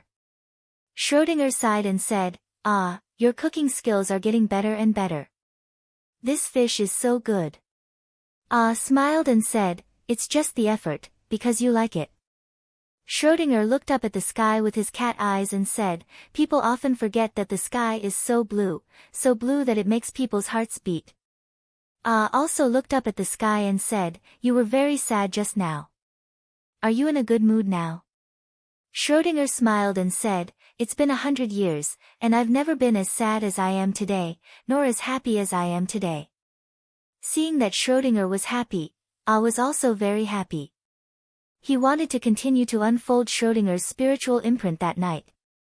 After 200 years, it was the most critical moment, but Schrödinger advised him to rest for a few more days, and he must be at the peak of his condition to experience the next part. Rested for 3 days, and at the same time, he practiced the power of the 8th level. All the skills he had learned before could be instantly used as one. He suddenly felt that after experiencing Schrödinger's past, he had also mastered all the skills before Schrödinger broke through the 9th level, except for transforming into a cat. After all, he was not Schrödinger. He felt that his condition was at an unprecedented peak, but Schrödinger advised him to practice for 2 more days, so he waited until the night after 5 days to start again. Batet transformed from a cat to a human, and from a human, she was revered as a god. She had endless life and could continuously absorb the power to repair the soul, and in her consciousness, she had already regarded herself as a god. She had also seen those gods who had truly transcended eternal life, and their means in the human world were no more than this, the only difference was the strength of their power. During this experience, I had a new understanding of the divine realm, and along with Bastet's spiritual imprint, he entered the residence of the Ennead. This was a wonderful world, above the 4th waterfall in the upper reaches of the Nile River. Most people who walked here could only see the waterfall and the mountains, and could not find anything unusual at all. But after opening a strange spatial door, there was another world hidden here, a world created by the gods in the human world. There were towering palaces and strange plants from all over the continent, and the messengers of the gods gathered here to practice. This wonderful world could protect them from outside interference, and the environment was more suitable for practicing all kinds of power. Batet had an independent small palace. It was called the Eru, first built by Ra, and later built by Isis and Seth. Every brick, every stone, every blade of grass and every tree was the most beautiful in the world, and the use of brilliant magic formations to gather the ubiquitous power between heaven and earth, creating a magical spatial world. But the real gods rarely appeared here, only Horus lived in the Eru all year round, and the messengers of the gods obeyed his orders. Also went to the underworld of the Ennead through Schrödinger's spiritual imprint. In the myths and legends, Osiris lived at the end of the Nile River, which also symbolized the end of people's lives, and the underworld was indeed on a beach at the mouth of the Nile River, which was flooded for half a year. The underworld was also invisible to ordinary people. It was like another strange spatial world, very similar to the underworld of the Anunnaki, but also slightly different, and A's experience was not very clear. The god Schrödinger had seen the most was of course Osiris, but in her spiritual imprint, she had never clearly seen the face of this god, he was like a shadow that was faintly discernible. Many years passed like this, and Schrödinger, who thought of herself as a god, gradually had new difficulties, and the seemingly endless life became a little boring. Year after year, like a monotonous river flowing through the same section, the people of the world were constantly changing, but life was always familiar. Is that what I am, she thought to herself, a god? From a cat to a goddess, was this what she was after? I have witnessed too much, but why should I witness it? Just when her unwavering faith for 300 years was in trouble, the real test came.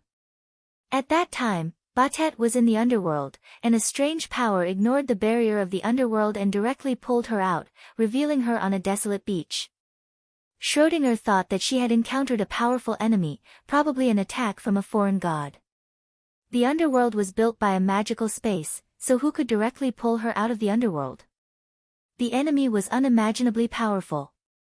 She looked up and saw a gray vortex in the sky, as if it was tearing the world apart and leading to an endless unknown abyss. She donned her battle armor and picked up her weapon, only to be struck by a bolt of black lightning. Not only did the lightning strike her weapon, it also struck her soul. It was as though the sun had suddenly lit up in the darkness. She finally understood what she was facing. Just like Azeng had witnessed the encounter of Enkidu, Batet had also experienced the battle of the invisible opponent. All the attacks seemed familiar, hidden in the black lightning, and contained all the injuries suffered by the enemies she had killed in her life. She had no way to avoid it, she could only face it, just like the test of fate. According to the understanding of ordinary people, defeating a person did not only depend on strength, but also on the timing and position of the attack. For example, a heavy blow might not be able to injure a Hercules, but a light stab at a vital point would be able to take the opponent's life. These were all techniques in combat. But the test of fate did not include such techniques, it was just the power to inflict damage. With Bastet's achievements at that time, she could already change her body, so there were no vital points to speak of. But the power of the black lightning was not limited to just that, it also attacked her soul. All the resentment of the world towards Batet erupted. Bast finally understood one thing. The gratitude she received from the altar and the kindness of her prayers could counteract this resentment. Otherwise, the first strike of the black lightning would have shattered her soul. This was like the judgment of the end of the world, there was no enemy, it was the reflection of all her actions. Batet finally felt truly weak, she was far from being as strong as she thought. The valiant demon body that had cultivated for 300 years was destroyed, the incarnations that had attached themselves to the shrines had all disappeared. Her life was over, her soul was severely injured, and she had lost all her strength, but it was not destroyed.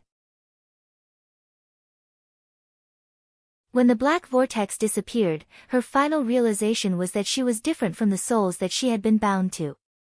She could attach herself to a blank life, combining her soul and life force. This was a choice made in a single thought. She wished that she was still a cat. 300 years of cultivation, all the achievements she had, in the end, all she got was a chance to make a choice. At this moment, her soul was suddenly intercepted by a mysterious power, as if time had stopped for an eternity. This was necromancy divine art, and it was a necromancy divine art that could only be performed by real gods. The one who acted was Osiris, the god of the underworld. It was as if his soul had fused with hers, giving Batet 3 choices.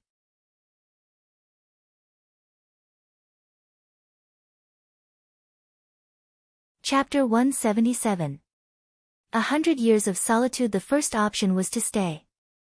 At that time, Batet was in a pure soul state, sober as never before, but she could not stay in the world on her own. The all-powerful Osiris could use the necromancy magic that only gods could master to keep her in the underworld and use the power of the underworld to repair her soul. Once again, she could attach herself to the statues everywhere. Perhaps she could reform her body and one day become a true god who transcends eternal life. This seemed to be the best choice. She was still the goddess Batet, the underworld, and had the hope of transcending eternal life. The second option was to forget. The imprint of the soul was the soul itself, and it could not be forgotten just because she said so. Osiris asked Batet to unfold the imprint to him, just as Schrödinger did to today, saying the name and the real language. But Osiris did not do it just for the experience. He had the means to integrate these imprints into his soul, so Batet would no longer exist. This seemed to be the worst choice, which meant the end of everything. 300 years of cultivation would eventually disappear, and the imprint would be left to Osiris. The third option was to refuse, because the first 2 options required Bastet's own consent, otherwise Osiris would not be able to stop her. Batet could pretend that Osiris had never appeared at this moment, and still combine her soul with her new life, becoming a cat according to her wishes. This was the only thing she could do in the end after 300 years of cultivation. These 3 options sounded complicated, but there was no concept of time. It was just a moment when the soul became sober. Once Batet made a decision, everything was over. Finally understood what, the test of fate, the judgment of the end of days, was. After leaving this part of Schrödinger's imprint, he did not open his eyes. Instead, he sat for a whole day before he barely recovered. Although he was not the one who experienced the final test, he was also there. Ah's soul was injured, and it was not something that could be repaired in a day or two. The place where he was in was the village built by Moses and the others, like a shaped duk town, with a shrine in the center of two neat rows of stone houses, and a square in front of the shrine. When Ah opened Schrödinger's soul imprint, he was sitting in front of the altar in the temple. This temple was built by Moses and others for their god, Allah.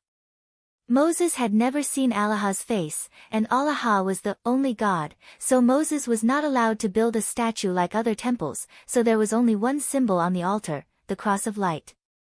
The cross was divided into 4 parts, top, bottom, left, and right. The top, left, and right sides were equal in length, while the bottom side was twice the length of the other 3 sides. At the center of the cross, there was a sun-shaped ring emitting light. At the top, left, and right of the cross, there were 3 rings emitting light, looking like 3 crosses. This image was widely spread across the continent. It symbolized light, the light that illuminated the world and awakened all things. On many occasions, it also symbolized the sun, the source of life. Apart from the light and sun, the cross itself was a mysterious totem that had been popular in the continent since ancient times. In Babylon and the Hittite kingdom, the cross was an instrument of torture, hung on it for public display. Therefore, the cross-shaped totem also symbolized suffering, and the desire to be redeemed from suffering. In the Igut, people used cross-shaped stakes on the riverbank, representing the height of the flood. This totem was later regarded as a symbol of life and reproduction. Moses erected a cross of light in the temple, symbolizing his faith in Allah. The meaning was very complicated. Schrödinger stood guard in front of Ah, from sunrise to sunset, and then to sunrise again. Finally, Ah opened his eyes. Schrödinger asked with concern, "Are you all right? Are your injuries serious?" Ah reached out and hugged the cat, gently stroking it in his arms. "I'm fine, I just lost my strength. I'm afraid it will take a while for me to recover." Ah once again lost his strength. This time, it was different from the last test. He felt like he was imprisoned. He was injured in Schrödinger's spiritual imprint, and needed some time to recuperate. But his body was normal, and he was still a strong young man in his 20s. Ah stood up with Schrödinger in his arms, and glanced at the cross on the altar, which symbolized the faith of the Dushians in him. However, Moses and his clansmen were on a difficult journey. He sighed and walked out with Schrödinger in his arms. He held the cat in the crook of his arm like he was holding a baby. As he walked, he said, "The weather is good, and the air is good. Let's go for a walk in the mountains and hunt some game. I can't use magic for now, so I won't catch fish in the river today." For the next month, the servants in the territory saw the Supreme General resume his leisurely and comfortable life. He did not ride a horse, nor did he bring any attendants with him. Every day, he would take good wine and food with him, and wander around with a cat, looking at the various sceneries of the world. The places they visited the most were the banks of the Nile River and the wilderness near Mount Horeb. No one could hear the intimate conversation between Ah and the cat. Ah asked Schrödinger, "It's normal for you to refuse the second option, but why didn't you agree to the first option as well?" Schrödinger replied calmly, "Only when I reached the end of the road did I understand what the judgment of fate is. The gods guided me to that path, and my actions on that path will eventually lead to my own end. Do I still want to be Batet again? Besides, being a lonely soul in the underworld has actually become the source of Osiris' power. In a sense, Batet has always been a tool of the gods. She has slain too many powerful demons, so much so that when the final test came, even her powerful demon body that had been practicing for 300 years could not bear it. Those were all tasks that she had accepted from the gods to complete. On the other hand, the gods also allowed her to enjoy the sacrifices in the temple.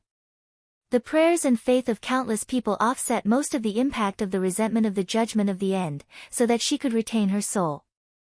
Ah asked again, "When you came back to your senses, you were no longer willing to become a tool of Osiris and the Ennead. Did you ever resent them?" Schrödinger shook his head and said, "No, I don't resent them. I'm just a cat who was lucky enough to gain wisdom. Without the guidance of Isis, I don't know what kind of fate I would have. It's too difficult to find the right path among the thousands of wrong paths, and it's more likely that I would end up like those demons I killed. I was taken into the Ennead, gained great power, and became a goddess on the altar. With 300 years, I'm already a lucky cat, and I shouldn't complain about anything. What I did was what I was willing to do, and I've borne the consequences, that's all." "Ah, the gods told you everything, but did not tell you about the final test. Do you know why?" "Schrödinger, when I finally understood, I did not resent Osiris. He never told me, of course, there was a reason. If I had known what the final end of this path was a long time ago, I was likely to shrink back, and I would not have been able to pass all the previous tests, and I would not have been able to reach that step at all. Although the test was terrible, one must also be qualified to face it, and the arrival of the test is a symbol of achievement. But I also did not resent Osiris. If I had guessed from the heart, I would not have achieved that kind of achievement, and I would have been of no use to him. The gods need powerful and courageous emissaries to complete all kinds of difficult and dangerous tasks. No god will tell this secret to the recipient in advance, and will only make all kinds of arrangements and agreements." Ah suddenly thought of something, looked down at Schrödinger and said, "Zeni once reminded me of 3 things, it seems to be related to the final test. Did you tell Bear?" Schrödinger looked down at the soil at his feet. "I was the one who reminded Bear, but it may not be all good intentions. I once said that knowing this secret is not good or bad for you. What will you do?" Ah smiled, "Nothing much, there's no difference between knowing and not knowing. In fact, I have also reminded my disciple, but some things are like fate, and you have to face it." A group of ants crawled past Schrödinger's feet, and the cat seemed to be talking to himself. "It's easy to say, but it's also the hope of reaching the end of human achievement. Can you really do it?" Ah sighed softly, "I don't know, but since I said so, let's verify it." A month later, Ah once again opened Schrödinger's spiritual imprint. This was the last time. It felt like reincarnation, and Schrödinger became a newborn cat again. It finally opened its light blue and pink eyelids, looking at the strange and unknown world. At this moment, the cat was still at a loss, and could not even struggle to stand, and did not know who it was, but its eyes were extraordinarily clear. As it slowly grew up, it gradually showed a different kind of magic. It could recognize many things around it, although it had never seen them before. It naturally knew what they were and what they were used for, which made it instinctively avoid a lot of harm. The survival rate of kittens in the wild was very low, and at least half of the kittens born in the year would freeze to death in the first cold wave of winter. This was the law of nature. The few lucky ones that survived had to face predation from wild beasts, the difficulty of finding food, and all kinds of unpredictable injuries. Schrödinger knew how to make its own nest from the time it was a toddler. It brought all kinds of things that could keep it warm, and looked for a safe place to shelter from the rain. After the first winter, it felt more and more familiar with many things in the world. Finally, one day, it followed a cat from a secluded street corner to the square in front of the temple of Isis, and suddenly realized that it had been to this place before. This was Bastet's achievement. She could bring her memories back to life, but at the beginning, this memory was very vague, and needed to be awakened bit by bit. The reason was very simple. The body and mind were one, and the soul was limited by life. A kitten's brain did not have the ability to think or recall so much complex information. It could only understand what it could understand at that time. In fact, Bastet did not die, but continued in such a situation, and had another chance to start over. But this did not mean that it could restore its past achievements. Cats were weak, and a big dog could kill it before it had time to cultivate its strength. A stray cat that could grow to 2 years old was already considered lucky among its kind. Its memories gradually became clearer as it grew up, and it found its way back from the shadow of déjà vu. It once again opened its spiritual wisdom, and if it was lucky enough, it might eventually embark on the path to the gods again. But if it lost the protection and support of the divine clan, the difficulty would be unimaginable. Shortly after it opened its spiritual wisdom, Osiris appeared again. One day, it was dozing off under the wall outside the temple, and the surrounding cats suddenly woke up and fled. Schrödinger opened its eyes and looked up to see a god in the shadow, and suddenly recognized it. Osiris said, "Batet, welcome back." It was Osiris who awakened its soul in advance, and used magic to tell it all its past experiences. When it was finally able to cultivate again, Osiris found it again and asked, "Batet, you did not die, but you were reborn in another way. I have been looking forward to your recovery, and your experiences have allowed you to start over again. Compared to the countless strong people in history who have fallen in the test, you are so lucky. As long as you unfold your spiritual imprint to me, you will still be a member of the Ennead." However, Schrödinger replied, "Great god of the underworld, I want to make a new choice, and I don't want to have anything to do with the Ennead anymore." Osiris said, "This is not a choice you can make. The guidance of the Ennead has made you a magical cat, and you cannot violate the oath you made back then. If you give up your mission, it is tantamount to giving up your own power and path." At first, Schrödinger did not quite understand what Osiris meant by this, but later, Schrödinger began to cultivate, and it took many years to break through the many tests, but its power never recovered. But this did not prevent Schrödinger from continuing to cultivate. The realm it was trying to verify was not hindered, it just did not need to use that power, and it passed the test of endless arising and ceasing cycle. It became a cat with its soul imprisoned, and it had always been a cat. Did Osiris imprison its power? So that it would always have the body of a cat. This kind of imprisonment had been loosened once, and Schrödinger was a cat with the 9th level of the power of origin, and it could occasionally gather its power to do something, but it was very taxing on its body. Later, Baal came to the temple of Isis and found a cat peeping at the ancient books in the archives, and Schrödinger also tried to find a way to lift the imprisonment of its soul from various records.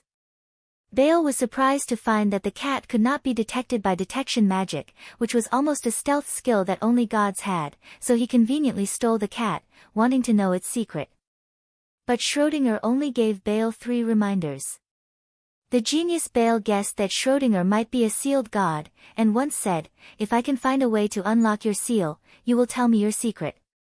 The sealing magic in the human world is nothing more than the transformation of brilliant message magic, and I am the most brilliant message magic master today. Already knew what happened next. Baal fled to the deep mountains of the Euphrates Valley, and at the last moment, he used the magic bone to throw Schrödinger from the air. Schrödinger landed safely, but when the bone was put away, it fell into a pool of water. Schrödinger went to the town of Duk with Baal's last message to find Crazy Ol, and waited until A showed up. From beginning to end, a long experience of 400 years, A returned as a bystander to the town of Duk where he grew up. He saw himself as a baby, and also saw his mother who had died when he was a child. In the spiritual imprint, A experienced everything as Schrödinger, but he saw himself in this memory, which was an indescribable feeling. He finally moved, and as soon as the thought occurred, it could no longer stay in the spiritual imprint of Schrödinger. Everything was over. When he opened his eyes, it was not yet dawn. In the darkness, the cat's eyes shone like jewels. Schrödinger looked at him expectantly, but asked in a worried tone, "What's wrong with you? You didn't finish the experience?" A said in a low voice, "Yes, how did you know? When I unfolded the spiritual imprint, weren't you in a state of ignorance?" Schrödinger jumped on his back, buried his head in his arms and said, "Because your eyes are full of tears." A reached out and hugged Schrödinger in front of his chest, "I'm so sorry. I was moved, because I saw my mother. It was the first time I saw her face clearly. I was too young when she passed away. Thank you so much." Schrödinger's voice was somewhat distant, murmuring in front of A, "Why are you saying sorry? The one who should be saying thank you is me. It's already a miracle that you could go through it until now. Even during the judgment day, you didn't have any thoughts. You didn't hesitate to endure 400 years of loneliness, just to help me. It's normal that you didn't persist to the end, because the final imprint was mostly a bystander looking at your own experience. You experienced the endless cycle of life and death in my spiritual imprint, but it was not your own test. You still don't have that kind of realm. Only when you break through to the 9th level in the future will you be able to verify it. Ah held Schrödinger in his arms and said softly, "You have something to ask me, why don't you speak?"